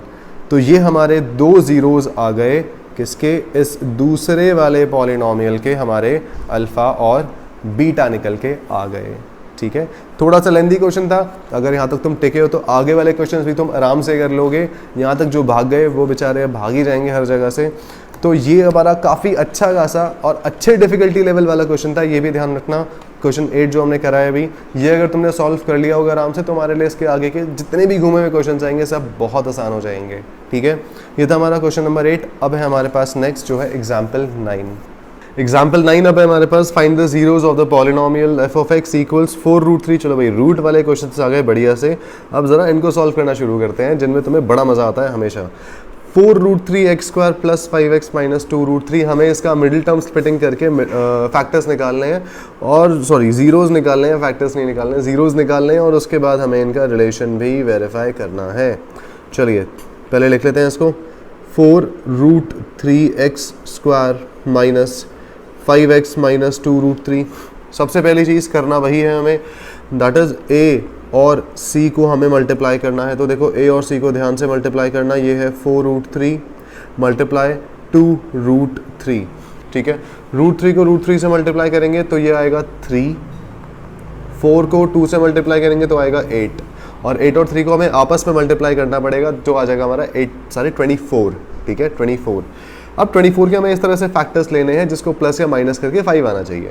तो भाई 24 किस टेबल में आता है, 24 आता है एक तो 1 की टेबल में, एक आता है 2 की टेबल में, 2 12 ज़ा 24 भी होता है। ठीक है, और एक ही आता है 8 3 ज़ा। तो हाँ, 8 और 3 को अगर हम प्लस या माइनस करेंगे तो हमें बीच की टर्म यानी 5 मिल जाएगा। तो पहली टर्म को तो हम एज इट इज लिखेंगे, जो है हमारा 4√3x²। अब देखो यहाँ पे जो भी हमारी बड़ा नंबर है इन दोनों में से, जो कि यहाँ पे है 8, उसके साथ हम वही साइन लगाएंगे जो यहाँ लगा था, वो आ जाएगा -8x। फिर हमें 3 के साथ प्लस लगाना पड़ेगा, तभी तो इन दोनों को सॉल्व करके -5x आएगा। ठीक है, फिर आ गया -2 √3। अब यहाँ से अगला स्टेप कॉमन निकाल लेते हैं। पहली दो टर्म्स में से कॉमन आ जाएगा हमारा 4 और एक आ जाएगा हमारा x कॉमन, ठीक है। जब इसमें से हम 4 और x को निकाल लेंगे तो बचेगा हमारा √3 और 2x थे ना, x स्क्वायर था यहाँ पे, उसमें से एक x बच जाएगा, -2 यहाँ बचेगा हमारा 2। फिर इन दोनों में से हमें कॉमन निकालना है तो कॉमन निकलेगा हमारे पास √3। ध्यान से देखो हमारे प्लस प्लस √3 कॉमन निकलेगा। कैसे भाई, क्या मैं 3x को लिख सकता हूँ √3 इंटू √3 इंटू x, और 2√3 को भी हम लिख सकते हैं 2 टाइम्स √3। तो देखो √3 दोनों में कॉमन आ रहा है, मतलब √3 बाहर निकाल लो। अब पहली टर्म में से क्या बचा हमारे पास, √3 और x।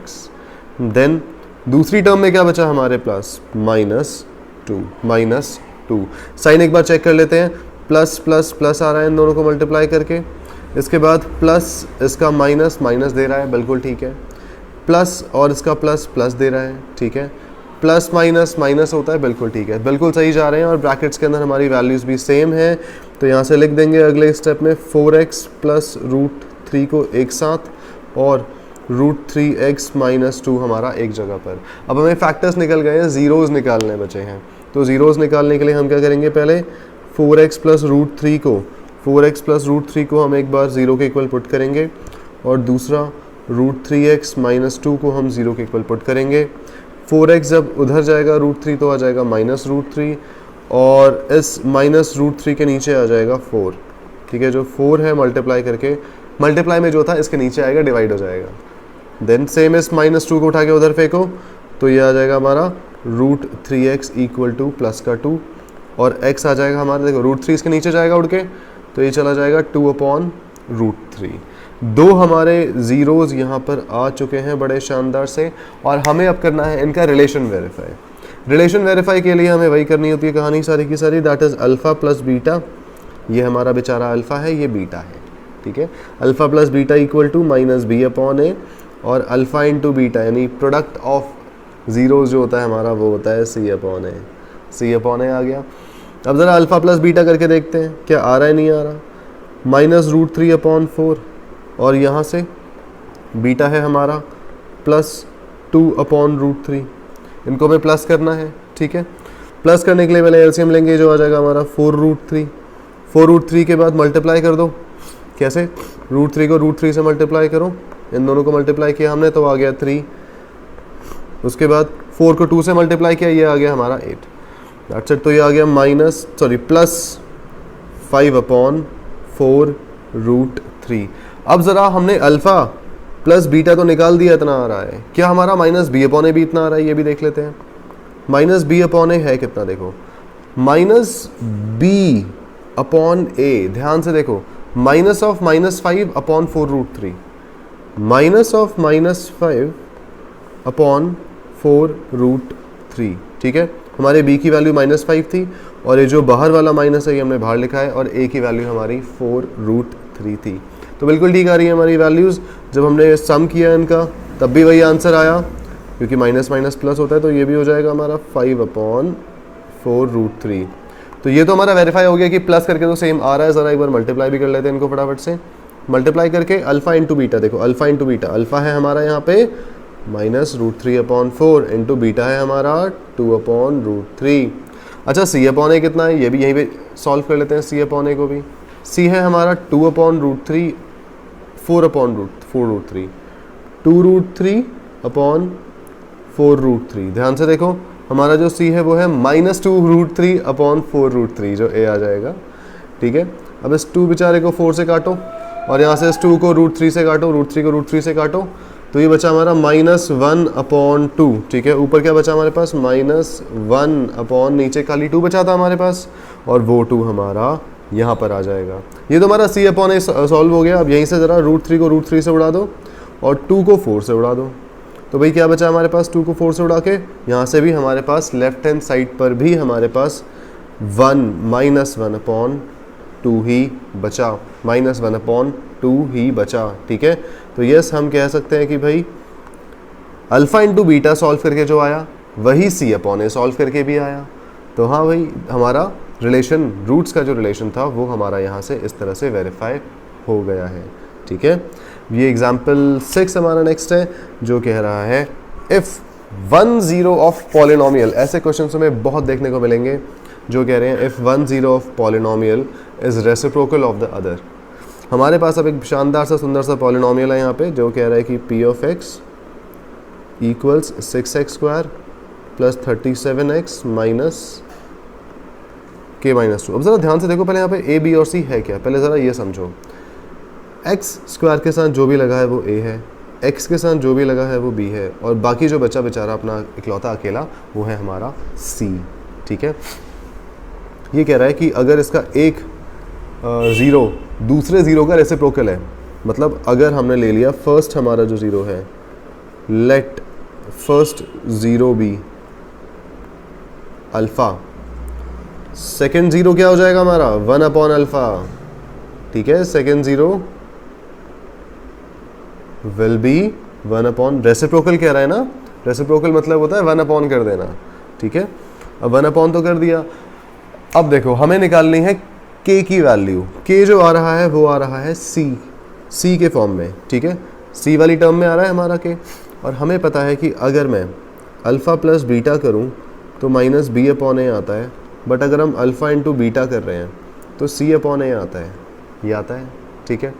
और इस क्वेश्चन के हिसाब से हमें c पे जाना है। इस रिलेशन में हमें c नहीं दिख रहा, c दिख रहा है इस वाले रिलेशन में। तो यहाँ से एक काम करो, दोनों के दोनों जो ज़ीरोज़ हैं इनको करो मल्टीप्लाई और रख दो किसके इक्वल, c अपॉन a के इक्वल, कुछ इस तरह से। अल्फ़ा इंटू बीटा हमारा कितना हो जाएगा, अल्फ़ा इंटू 1 अपॉन अल्फ़ा। ध्यान से देखो, ये हमारा पहला ज़ीरो है, ये हमारा दूसरा ज़ीरो है। अल्फ़ा और बीटा यही तो होते हैं पहले और सेकंड ज़ीरोज़। पहला ज़ीरो जहाँ पे हमने अल्फ़ा लिया था, वहीं दूसरा ज़ीरो हमारा उसका रेसिप्रोकल है, दैट इज़ 1 अपॉन अल्फ़ा। और इसके बाद चिपका दो भाई यहाँ से c अपॉन a, c कितना है हमारा minus of k minus 2 upon a कितना है हमारा 6। ध्यान से याद रखना, यहाँ पे अगर माइनस है तो तुम्हें साथ में माइनस का साइन लेकर चलना है। अब इस अल्फ़ा से ये अल्फ़ा तो कट गया और यहाँ बचा हमारा 1, इस और इक्वल टू, ब्रैकेट के बाहर माइनस लगा है, मतलब जो माइनस का 2 है वो प्लस 2 हो जाएगा, जो प्लस का k है वो माइनस k हो जाएगा। अपॉन में है 6, इस 6 को उठा के भेजो उधर मल्टीप्लाई में, तो 1 इंटू 6 इक्वल टू 2 माइनस के, 6 माइनस 2 इक्वल टू माइनस के। अब ध्यान से देखो, ये जो बेचारा यहाँ पे 2 था, इसको जब इधर फेंका तो ये माइनस 2 हो गया, माइनस के यहीं पर था वहीं पड़ा हुआ है, ओके। 6 माइनस 2 आता है 4, जो आ गई हमारी माइनस के की वैल्यू। अगर हम दोनों साइड माइनस से मल्टीप्लाई कर दें तो के की वैल्यू आ जाएगी हमारी माइनस 4, ठीक है।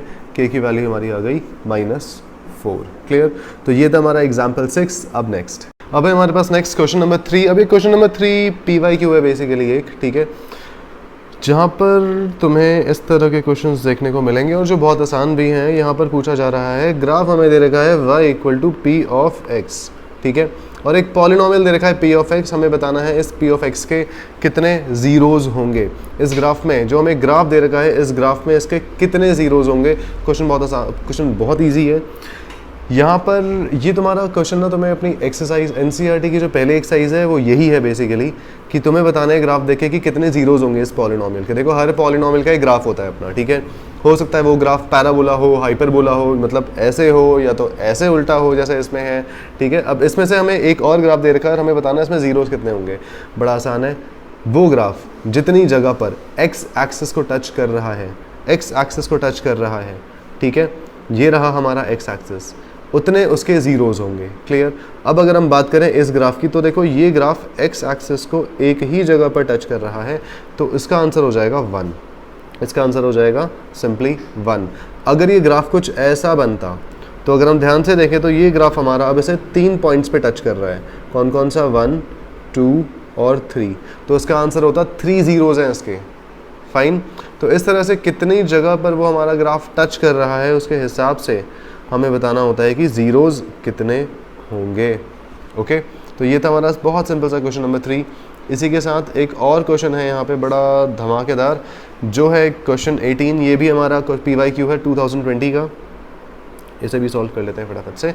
ये कह रहा है हमें पॉलिनोमियल दे रखा है, ये रहा बेचारा, और हमें निकालने हैं इसके ज़ीरोज़, इसके ज़ीरोज़ निकालने हैं। अब ज़रा ज़ीरोज़ निकालने के लिए ये ठीक है, ये ठीक है। ज़ीरोज़ निकालने के लिए हम या तो मिडिल टर्म स्प्लिटिंग कर सकते हैं, X square minus 3x minus M into M plus 3, ठीक है। अब हमें निकालने हैं इसके ज़ीरोज़। भैया ज़ीरोज़ निकालने का बड़ा आसान तरीका है, ऐसे क्वेश्चंस में मिडिल टर्म स्प्लिटिंग करना बहुत आसान रहता है। मिडिल टर्म स्प्लिटिंग में हम वही करते थे कि जो एक्स स्क्वायर के साथ जो हमारी टर्म है, यानी यहाँ पर हमें 1 दे रखा है, और जो c है हमारा, चलो उसको थोड़ा साइड में लिख लेते हैं। हमारे पास यहाँ पर a क्या है, a है हमारा 1, b है हमारे पास -3 और c है हमारे पास -m into M plus 3। Clear? यही होता है एक्स स्क्वायर के साथ जो लिखा हमारा वो a होता है, फिर b हमारा ये रहा, फिर c हमारा ये पूरा का पूरा हो जाएगा। देन हमें मिडिल टर्म को इस तरह स्प्लिट करना है कि प्लस माइनस करके मिडिल टर्म आए और मल्टीप्लाई करके a इंटू सी आए, a मल्टीप्लाई c आए।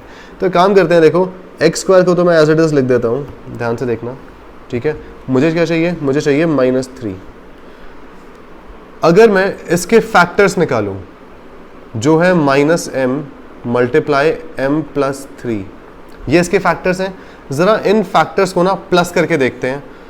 -m में प्लस करो आप m प्लस 3, तो देखो -m से प्लस m कट गया, बचा क्या +3। नोट करने वाली बात यह है, जो भी हमारा a मल्टीप्लाई c करके आया था, जो भी हमारा a मल्टीप्लाई c करके आया था, जब मैंने उसके फैक्टर्स को प्लस किया, जब मैंने इसके फैक्टर्स को प्लस किया तो हमें क्या मिला, 3 मिला, यानी बीच वाली टर्म मिली। ये समझ आया? दोबारा से देख लेना, से रिवाइंड करके, ठीक है। तो हमने बेसिकली a जो 1 था और c यानी जो हमारा पूरा का पूरा ये -m इंटू एम प्लस 3 था, इसको जब हमने मल्टीप्लाई किया तो हमें पता लगा कि हाँ भाई ये वाली टर्म आ रही है, बट प्लस या माइनस करके हमारी, यानी प्लस करके हमारी बीच वाली टर्म भी आ रही है, तो मैं यही फैक्टर का पेयर ले लूँगा। क्लियर? यहाँ से हम इसे कुछ इस तरह लिखेंगे, देखो हमें बस बीच वाली टर्म को स्प्लिट करना होता है। पहली टर्म तो यहाँ पर आ गई, इस टर्म को भी हम ज़रा यहाँ लिख देते हैं, that is -m into M plus 3। Clear? इसको यहाँ थोड़ा सा उड़ा देते हैं, ये हो जाएगा एक्स स्क्वायर। अब देखो -3m को हमें स्प्लिट करना है 2 टर्म्स में, तो क्या हम इसे लिख सकते हैं, थोड़ा सा से और कॉर्नर पे ले जाते हैं।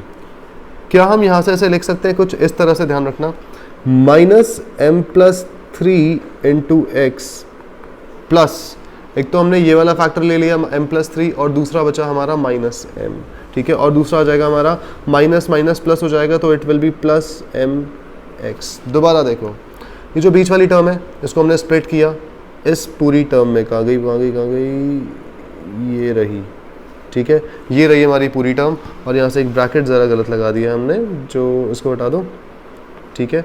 और ये आ जाएगा हमारा यहाँ पर -m plus 3 into X plus mx minus m into M plus 3, ठीक है, परफेक्ट, फाइन। चलिए दोबारा देखते हैं हमने करा क्या यहाँ पे, किसी को अभी भी समझ नहीं आया तो। हमारे पास जो a इंटू सी था, यानी ये वाली टर्म, इसके हमने 2 फैक्टर्स निकाले और हमने क्रॉस चेक किया कि इनको प्लस करके बीच वाली टर्म आ रही है, ठीक है। तो हमने क्या किया, यहाँ पे इसको भी x के साथ मल्टीप्लाई करा, फिर इसको भी हमने x के साथ मल्टीप्लाई करा, दिख रहा है, और बीच में लिख दिया, यानी हमने मिडिल टर्म जो थी हमारी उसको स्प्लिट कर दिया इन 2 टर्म्स में, बीच वाली टर्म को स्प्लिट कर दिया 2 टर्म्स में। अब निकालते हैं ज़रा फटाफट से कॉमन, अब निकालते हैं ज़रा कॉमन निकालने का बड़ा आसान तरीका। सबसे पहले इन पूरी टर्म में से, इन 2 टर्म्स में से कॉमन निकाल लेंगे हम। एक मिनट, ये पूरी टर्म हमारी कॉमन आ जाएगी और फिर हम इन दोनों में से कॉमन निकालेंगे, ठीक है। अब कॉमन निकालने का तरीका देखो, पहली जो 2 टर्म्स है हमारी, इसमें क्या क्या कॉमन आ रहा है हमारे पास। एक तो हमारे पास इन दोनों में हमारे पास एक x कॉमन आ रहा है, खाली केवल एक x कॉमन आ रहा है, तो ये बच जाएगा x माइनस m प्लस 3। ध्यान से देखो, हमने क्या किया, इसमें से भी x कॉमन निकाला और इसमें से भी x कॉमन निकाला, तो यहाँ से तो एक x बच गया हमारा और यहाँ से हमारा m प्लस 3 बच गया। देन इस पूरी टर्म में से हमारे पास कॉमन क्या निकलेगा, m, ठीक है। हमारा m निकला प्लस का m, तो ये बच गया x minus m plus 3, x minus m plus 3, इसको स्क्वायर ब्रैकेट में डाल देते हैं। अब हमारा क्वेश्चन 90% सॉल्व हो चुका है। ये हुआ हमारा x माइनस, इसको खोल लेते हैं ब्रैकेट को, तो हो जाएगा -m माइनस 3 प्लस m, ये रहा हमारा। इस ब्रैकेट को भी खोलेंगे तो x minus m minus 3, clear. और क्रॉस चेक करने पर पता लग रहा है हाँ जो हमारे दोनों ब्रैकेट्स में वैल्यू थी वो सेम आई है, तो इसको भी हम बाहर निकाल लेते हैं और बचा हमारा x प्लस m एक ब्रैकेट में। अब हमें निकालने हैं इसके ज़ीरोज़, तो ज़ीरोज़ निकालने के लिए टू फाइंड ज़ीरोज़ हम क्या करेंगे, x माइनस m माइनस 3 को हम पहले 0 के इक्वल पुट करेंगे, तो x की वैल्यू हमारी कितनी आ जाएगी m प्लस 3, और ऐसे ही यहाँ पर x प्लस m को भी हम 0 के इक्वल पुट करेंगे, तो x की वैल्यू आ जाएगी हमारी माइनस m। तो इस तरह से हमारे दोनों के दोनों ज़ीरोज़ निकल गए, दैट इज़ m प्लस 3 और माइनस m प्लस 3 और माइनस m, ये है हमारा ऑप्शन नंबर बी। ठीक है, तो ये था हमारा एक और क्वेश्चन PYQ जो बहुत बढ़िया था। इसके बाद हमारा नेक्स्ट है यहाँ पे नेक्स्ट क्वेश्चन नंबर 4 जो कह रहा है find the value of k such that the polynomial this जो भी हमें पॉलिनोमियल दे रखा है has sum of its zeros equal to half of their product. तो इसका मतलब ये है कि भाई हमारे पास जो सम ऑफ इट्स ज़ीरोज़ है, यानी सम ऑफ ज़ीरोज़ हो गया हमारा अल्फ़ा प्लस बीटा, यही होता है सम ऑफ ज़ीरोज़। ये है half equal to the half of their products. Half of their products मतलब अल्फ़ा इंटू बीटा होता है। ठीक है, अब यहाँ से ज़रा हम देखें ध्यान से, तो a की वैल्यू हमारी कितनी आ रही है 1। a कितना हो जाएगा हमारा 1, क्योंकि देखो x के साथ क्या लिखा है 1 लिखा है ना, x स्क्वायर के साथ 1 लिखा हुआ है, x स्क्वायर के साथ जो भी लिखा है वो a होता है, x के साथ जो लिखा है वो b होता है, जो यहाँ पर है हमारा माइनस k प्लस 6। ठीक है, और जिसके साथ कुछ नहीं लगा वो बेचारा हमारा c है, तो c की वैल्यू कितनी आ जाएगी हमारी 2 इंटू 2k माइनस 1। क्लियर। अब यहाँ से हमें अल्फ़ा प्लस बीटा पता है क्या होता है b अपॉन a, और half into alpha into beta होता है हमारा c upon a minus b upon a c upon a। ठीक है, यही करते हैं पूरे चैप्टर में अभी तक, बस हमें वैल्यूज पुट करनी है और k की वैल्यू निकालनी है। बढ़िया सा क्वेश्चन है, सिंपल सा। माइनस ऑफ, ध्यान से देखो, माइनस ऑफ b कितना है हमारा, b है हमारा माइनस k प्लस 6, ये हमारा b है, अपॉन a कितना है हमारा, ओहो सीधा, a कितना है हमारा, a है हमारा 1, equal to half of c upon a, c कितना है हमारा 2 इंटू 2k माइनस 1 अपॉन, अब यहाँ से हो गया, a की वैल्यू हमारी 1 ही है। ठीक है, सारी वैल्यूज पुट कर दी हमने, a की वैल्यू 1 है। ठीक है, दोबारा देखो, माइनस b अपॉन a था ना, तो minus b upon a equals half multiply c upon a। Okay, नीचे के 2 से ऊपर का 2 उड़ा दो, ये माइनस और माइनस मिलके बन जाएंगे प्लस, तो ये बचा हमारा k plus 6 equal to 2k minus 1। इस k को उठा के यहाँ फेंको तो ये हो जाएगा 2k माइनस k, इस माइनस 1 को उधर फेंको तो ये हो जाएगा 6 प्लस 1, और k की वैल्यू हमारी आ गई यहाँ से प्लस 7। तो ये था बहुत ही डिफिकल्ट क्वेश्चन 2019 दिल्ली का। ठीक है, अब नेक्स्ट है हमारे पास, if alpha and beta are the zeros of the polynomial then alpha square plus beta square निकालना है हमें। ओके, ये भी कर लेते हैं। चलिए, हमें दे रखा है एक polynomial that is 25x square, 25x square minus 16। इसके हमें ज़ीरोज़ दे रखे हैं जो है अल्फ़ा और बीटा, हमें वैल्यू निकालनी है alpha square plus beta square की। क्लियर। हमें पता है कि 25, देखो आइडेंटिटी कोई लग नहीं रही है इसमें फ़िलहाल, तो a plus B whole square या a माइनस बी उस तरह की कोई आइडेंटिटी नहीं लग रही है। अब हमें दिख रहा है कि पहली और दूसरी टर्म दोनों की दोनों टर्म्स परफेक्ट स्क्वायर है, बिल्कुल बढ़िया सी। तो क्या मैं 25x स्क्वायर को लिख सकता हूँ 5x का होल स्क्वायर माइनस 16 को हम लिख सकते हैं 4 का होल स्क्वायर। ठीक है, क्योंकि जब आप 5 का स्क्वायर करोगे 25 आएगा, और यहाँ से x का स्क्वायर करोगे तो x स्क्वायर आएगा। सेम 4 का स्क्वायर किया तो 16 आ गया। ओके, अब यहाँ से हमारी आइडेंटिटी लगती हुई दिख रही है using a square minus B square equal to a plus B into a minus B. ठीक है, और ये आ जाएगी हमारी 5x plus 4 into 5x minus 4। Simple, हमारा a वैल्यू हमारा जो है वो a की वैल्यू हमारी 5x हो जाएगी और b की वैल्यू हमारी 4 हो जाएगी। देख रहे हैं ना यहाँ पे a स्क्वायर फिर उसके बाद b स्क्वायर यानी b का स्क्वायर, ये हो गया। अब फैक्टर्स हमारे आ चुके हैं, ज़ीरोज़ निकालने बाकी हैं। ठीक है, हमें क्या निकालना था, alpha square plus beta square. चलिए, 5x प्लस 4 को पहले हम 0 के इक्वल पुट करेंगे और फिर 5x माइनस 4 को हम 0 के इक्वल पुट करेंगे। तो 5x आ गया हमारा -4 और x आ गया -4/5। सेम यहाँ से हो जाएगा हमारा 5x इक्वल टू 4 और x आ गया 4/5, जहाँ से ये हमारे पास अल्फ़ा है और ये हमारे पास बीटा है। निकालना क्या था? Alpha square plus beta square. ठीक है, अब alpha square plus beta square में डायरेक्टली वैल्यूज पुट कर लो। ये हो जाएगा -4/5 का होल स्क्वायर प्लस 4/5 का होल स्क्वायर। चलिए, -4 का स्क्वायर होता है हमारा 16/5 का स्क्वायर आ जाएगा 25 प्लस 4 का स्क्वायर भी 16/25। ठीक है, ये सेम स्क्वायर होंगे दोनों के और इसको सॉल्व करके ये आ गया। डिनोमिनेटर हमारा सेम है तो डिनोमिनेटर को तो एज इट इज छाप दो। 16 + 16 हो गया हमारा 32। आंसर आ गया 32/25, 32/25। ठीक है, तो ये था हमारा एक और पता नहीं कौन से नंबर का क्वेश्चन। अब नेक्स्ट क्वेश्चन नंबर 7 तो नहीं है, ये पता नहीं कौन सा है, 2015 का PYQ है ये। ठीक है, question number 7, if alpha and beta are the zeros of the quadratic polynomial 4x² + 4x + 1। हमें बता रखा है 4x² + 4x + 1 एक हमारा पॉलिनोमियल है, इसके हमें जीरोस दे रखे हैं अल्फा और बीटा। ठीक है, हमें एक पॉलिनोमियल निकालना है जिसके हमें जीरोस दे रखे हैं 2 अल्फा और 2 बीटा। ये हमारा क्वेश्चन है। क्लियर? अब ज़रा पहले इसमें से a जो है 4, b की वैल्यू जो x के साथ लिखा है उसको हम b कहते हैं, वो भी हमारा 4 ही है, और एंड c हमारा जो 1 है जिसके साथ कोई भी वेरिएबल नहीं लगा वो हमारा c हो जाता है। ठीक है, ये हमने लिख दिए। नेक्स्ट यहाँ से लिखते हैं ज़रा alpha plus beta. Alpha plus beta क्या होता है? -b/a। तो देखो एक मिनट, 4c लिख दिया, -b/a मतलब -4/4 जो आ गया -1। फिर होता है अल्फ़ा इंटू बीटा जो आएगा c/a, दैट इज़ 1/4। क्लियर? 1/4 आ गया हमारा। नेक्स्ट ये हमारा हो चुका है। अब ज़रा जो 2 अल्फ़ा और 2 बीटा है ना, इसका सम और प्रोडक्ट निकालते हैं। ठीक है, इस केस में सम कितना हो जाएगा हमारा? अल्फ़ा प्लस, एक मिनट, अल्फ़ा नहीं होगा, ये हो जाएगा 2 अल्फ़ा + 2 बीटा, और यहाँ से क्या मैं 2 को कॉमन ले सकता हूँ तो ये बच जाएगा अल्फ़ा इंटू बीटा, और ये हो गया हमारा 2 इंटू, देखो अल्फ़ा प्लस बीटा हमने यहीं पे निकाला था, अल्फ़ा प्लस बीटा हमारा आया था -1।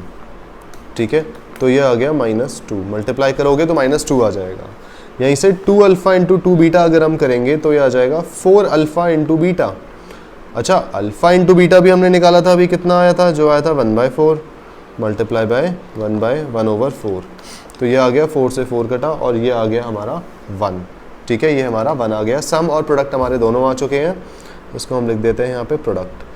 अब जब नए वाले पॉलिनोमियल का हमें सम ऑफ रूट्स और प्रोडक्ट ऑफ रूट्स पता है जो कि ये रहे, तो हम सीधा पॉलिनोमियल निकाल सकते हैं। कैसे?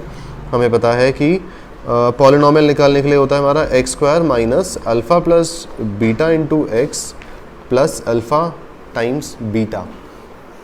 x² minus alpha plus beta कितना है हमारा? अल्फ़ा प्लस बीटा हमारा आया था अभी, जो आया था -2। ठीक है, ये आया था प्रोडक्ट नीचे वाले का, ये -2 into X plus alpha into beta कितना है हमारा? देखो अल्फ़ा इंटू बीटा यानी प्रोडक्ट ऑफ जीरोस कितना आया हमारा? 1 आया। तो ये हो जाएगा x² minus minus plus 2x + 1। ठीक है, ये हमारा बन गया अब यहाँ से पॉलिनोमियल, क्वाड्रेटिक पॉलिनोमियल। तो ये होगा हमारा वो पॉलिनोमियल जिसके रूट्स जो हैं वो 2 अल्फ़ा और 2 बीटा होंगे। क्लियर? तो ये था हमारा क्वेश्चन नंबर 7। अब एग्जाम्पल 21, अगला क्वेश्चन बहुत इंपॉर्टेंट क्वेश्चन है सारे के सारे जो मैं कराता जा रहा हूँ, तो थोड़ी सी लंबी सांस लेके थोड़ा टाइम निकाल के इनको देख लो, इन्हें कर लो, और ऐसे क्वेश्चंस हमारे डेफिनेटली पेपर में आने वाले हैं और तुम्हें बहुत जगह देखने को मिलेंगे ये। अब example 21, if sum of the squares of zeros of a quadratic polynomial is 40, find the value of k। हमें एक क्वाड्रेटिक पॉलिनोमियल दे रखा है इस बार दोबारा से, जो कह रहा है f of x equals to x² minus 8x + k। ये कह रहा है sum of the square of zeros, यानी जीरोज़ का स्क्वायर करो और फिर उनको प्लस करो। इसके जीरोज़ मान लो मैंने अल्फ़ा और बीटा रख दिए, अगर मैं अल्फ़ा का भी स्क्वायर करूँगा और बीटा का भी स्क्वायर करूँगा, ये हमें दे रखा है 40। क्लियर? अब हमें k की वैल्यू निकालनी है। अब यहाँ पर एक आइडेंटिटी यूज़ होगी। आइडेंटिटी यूज़ होगी कैसे? एक आइडेंटिटी होती है जो कहती है a square plus B square equal to a plus B का होल स्क्वायर माइनस 2ab। ये आइडेंटिटी ध्यान रखना, ठीक है। ये बनी कैसे ज़रा ये भी बता देता हूँ। देखो a प्लस बी का होल स्क्वायर होता है a square plus 2ab plus B square, और माइनस लग दिया हमने 2ab। तो देखो भाई प्लस 2ab से माइनस 2ab कट जाएगा और बचा क्या हमारे पास? a square plus B square. इस तरह से ये आइडेंटिटी बनी है, ठीक है। तो हम आइडेंटिटी ये वाली यूज़ कर रहे हैं, ध्यान रखना। इस चीज़ को मैंने बस समझाने के लिए लिखा है, इस चीज़ को बस समझाने के लिए लिखा है अगले छोटे से स्टेप में। अच्छा, आइडेंटिटी ये रही हमारी। अब अगर हम देखें, हमें alpha square plus beta square निकालना है, बट अगर मुझे a प्लस बी यानी अल्फ़ा प्लस बीटा और अल्फ़ा इंटू बीटा पता लग जाए तो सब निकल जाएगा। तो एक काम करते हैं, पहले इसी इक्वेशन में a की वैल्यू लिखते हैं, कितनी आ रही है हमारी 1, b की वैल्यू आ रही है -8 और c की वैल्यू आ रही है k। इस पॉलिनॉमियल में अगर हम बात करें, a हमारा 1 हो गया, b हमारा -8 और c हमारा k हो गया।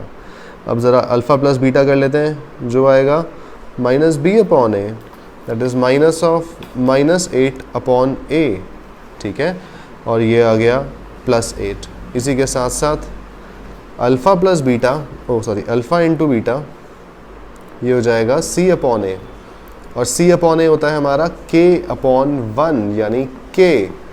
तो हमें मिल चुका है k और 8 की वैल्यू। अब ज़रा इसको बस यहाँ पर पुट करते हैं, ठीक है। हमें पता है कि अल्फ़ा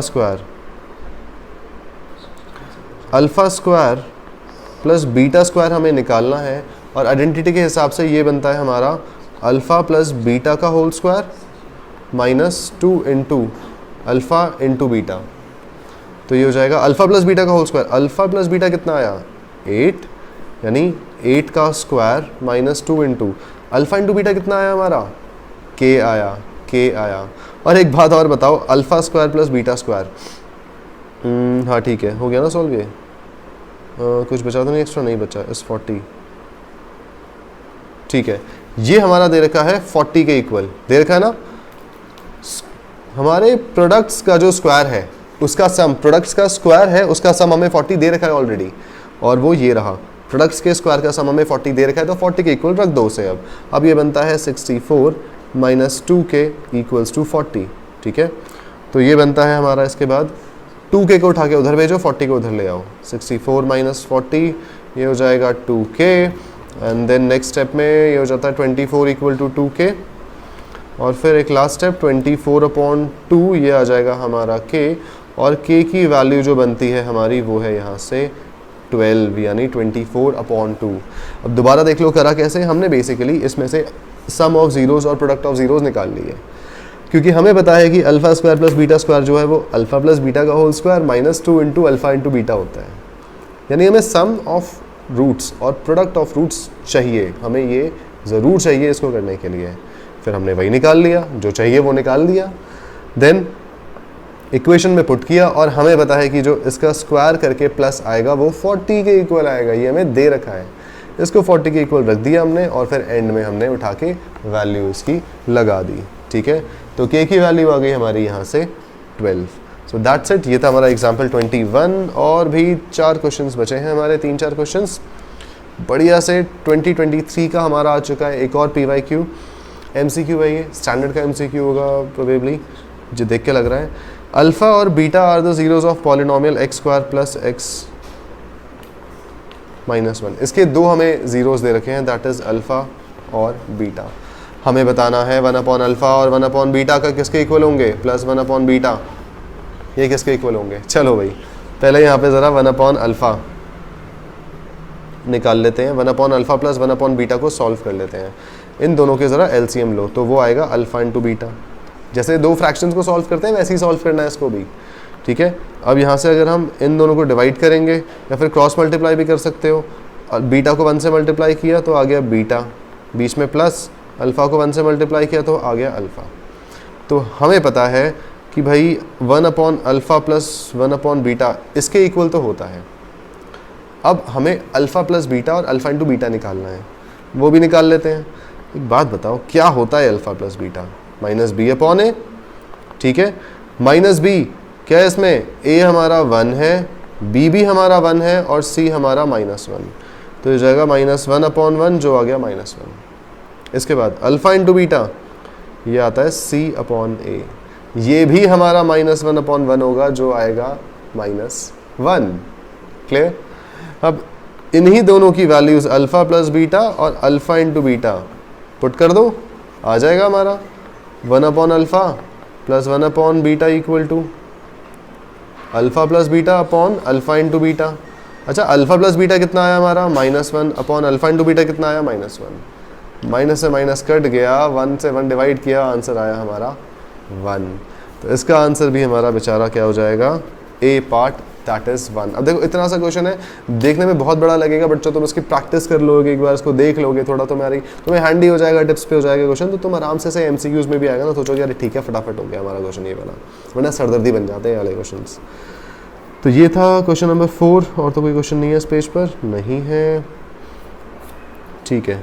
अब नेक्स्ट की बात करते हैं, that is example 18, alpha and beta are the zeros of the quadratic polynomial. चलिए example 18, if alpha and beta are the zeros of the quadratic polynomial f of x equals to kx square plus 4x plus 4 such that alpha square plus beta square हमें दे रखा है कितना 24, हमें k की value निकालनी है, और हमें जो इक्वेशन दे रखी है, सॉरी जो फॉर्मूला है क्वाड्रेटिक पॉलिनोमियल है वो है kx square plus 4x plus 4। चलिए हमें k की वैल्यू निकालनी है, alpha square plus beta square दे रखा है। सबसे पहले वही काम करते हैं, पहले a की वैल्यू लिख लेते हैं जो आएगी k, देन b है हमारा, इस बार तो तुम्हें अब आ जाना चाहिए, इतने सारे क्वेश्चंस कर लिए हमने, b हो गया हमारा 4 और c हो गया है हमारा दोबारा से +4, ठीक है।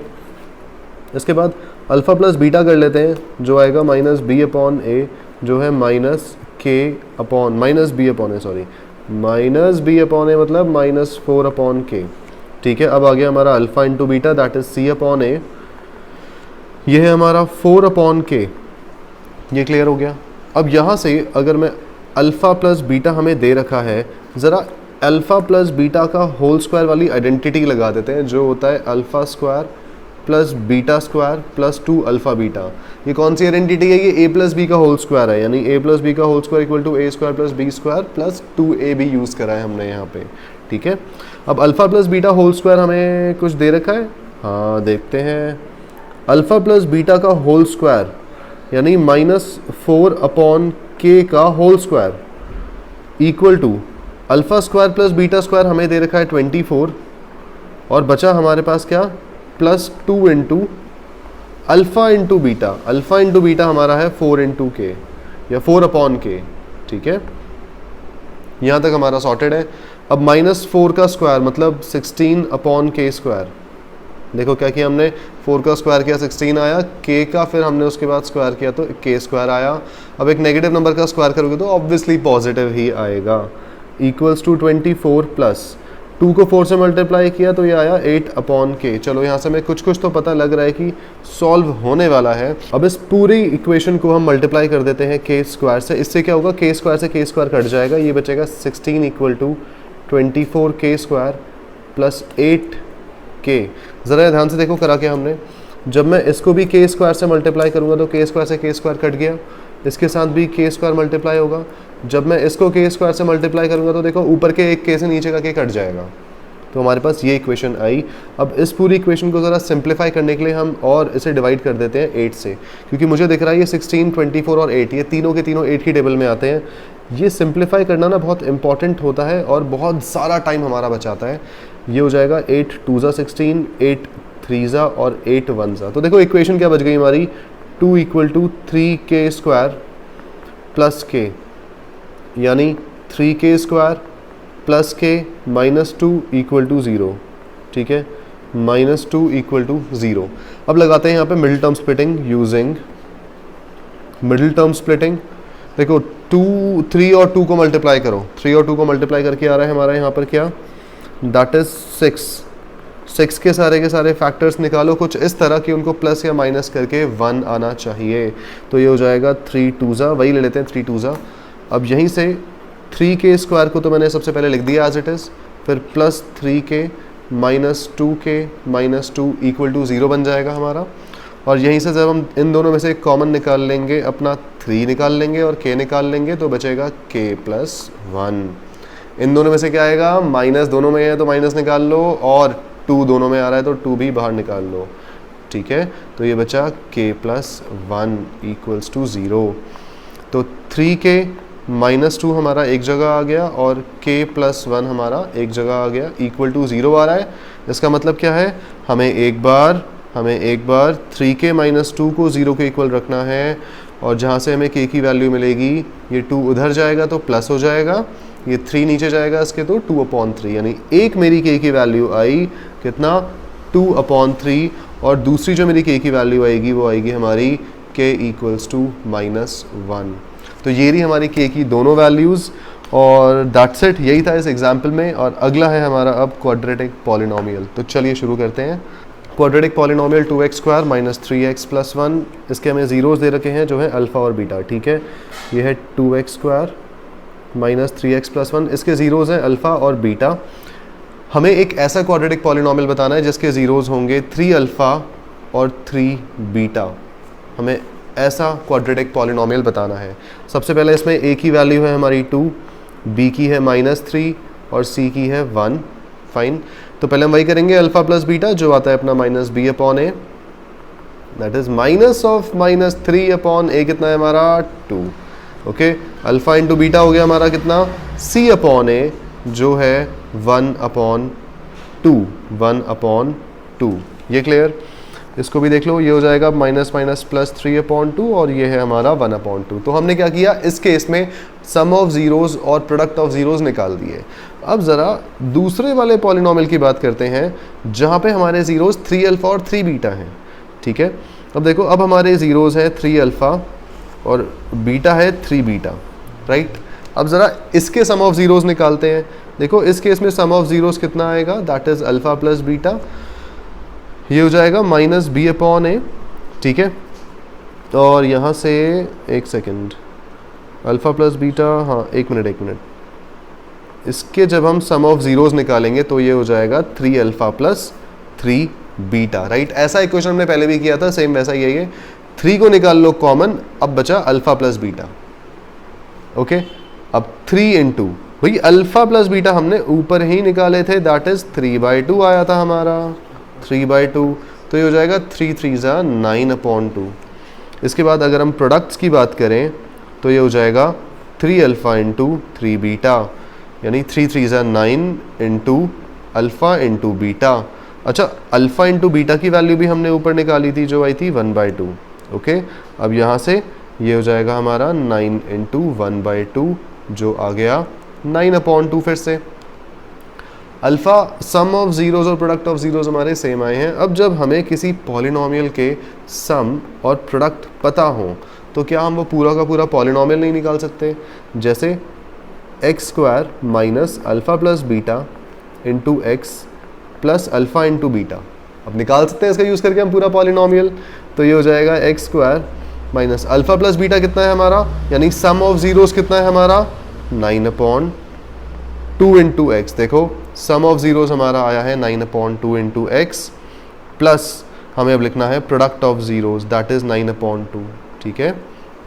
तो उसको लिख लेंगे अब हम x² - 9/2 × x + 9/2, और ये आ जाएगा हमारा, पूरी इक्वेशन को ना 2 से मल्टीप्लाई करो तो क्या होगा, यहाँ पे 2 लग जाएगा, इसको भी हम जब 2 से मल्टीप्लाई करेंगे तो 2 से 2 कट गया, इसको भी जब 2 से मल्टीप्लाई करेंगे तो 2 से 2 कट जाएगा, और हमारे पास बचेगा 2x² - x + 9x, ठीक है। देखो 2x², ये बचा हमारा -9 × x और फिर +9, ये रहा हमारा, और ये रही हमारी जो नई वाली जो हमारा नया वाला पॉलिनोमियल था वो हमारा हो जाएगा 2x², अरे भाई 2x² - 9x + 9, ठीक है। तो ये थे हमारे सेकंड चैप्टर के सारे इंपॉर्टेंट क्वेश्चन। इसमें ऑलमोस्ट हर तरह के क्वेश्चन हमारे कवर हो चुके हैं। इसके बाद अगली वीडियो में मिलते हैं जिसमें हम इसके सारे के सारे केस स्टडीज़ करेंगे, केवल प्रैक्टिस, और ऐसी बहुत सारी हर चैप्टर की हम केवल इंपॉर्टेंट क्वेश्चंस और केस स्टडीज़ की और फिर अलग से असर्शन रीजनिंग की जो उसमें बहुत दिक्कतें आती हैं, वो भी वीडियोज़ में जल्दी मिलने वाले हैं। ठीक है, तो मिलते हैं अगली वीडियो में, तब तक के लिए कीप ट्रैकिंग द कॉन्सेप्ट।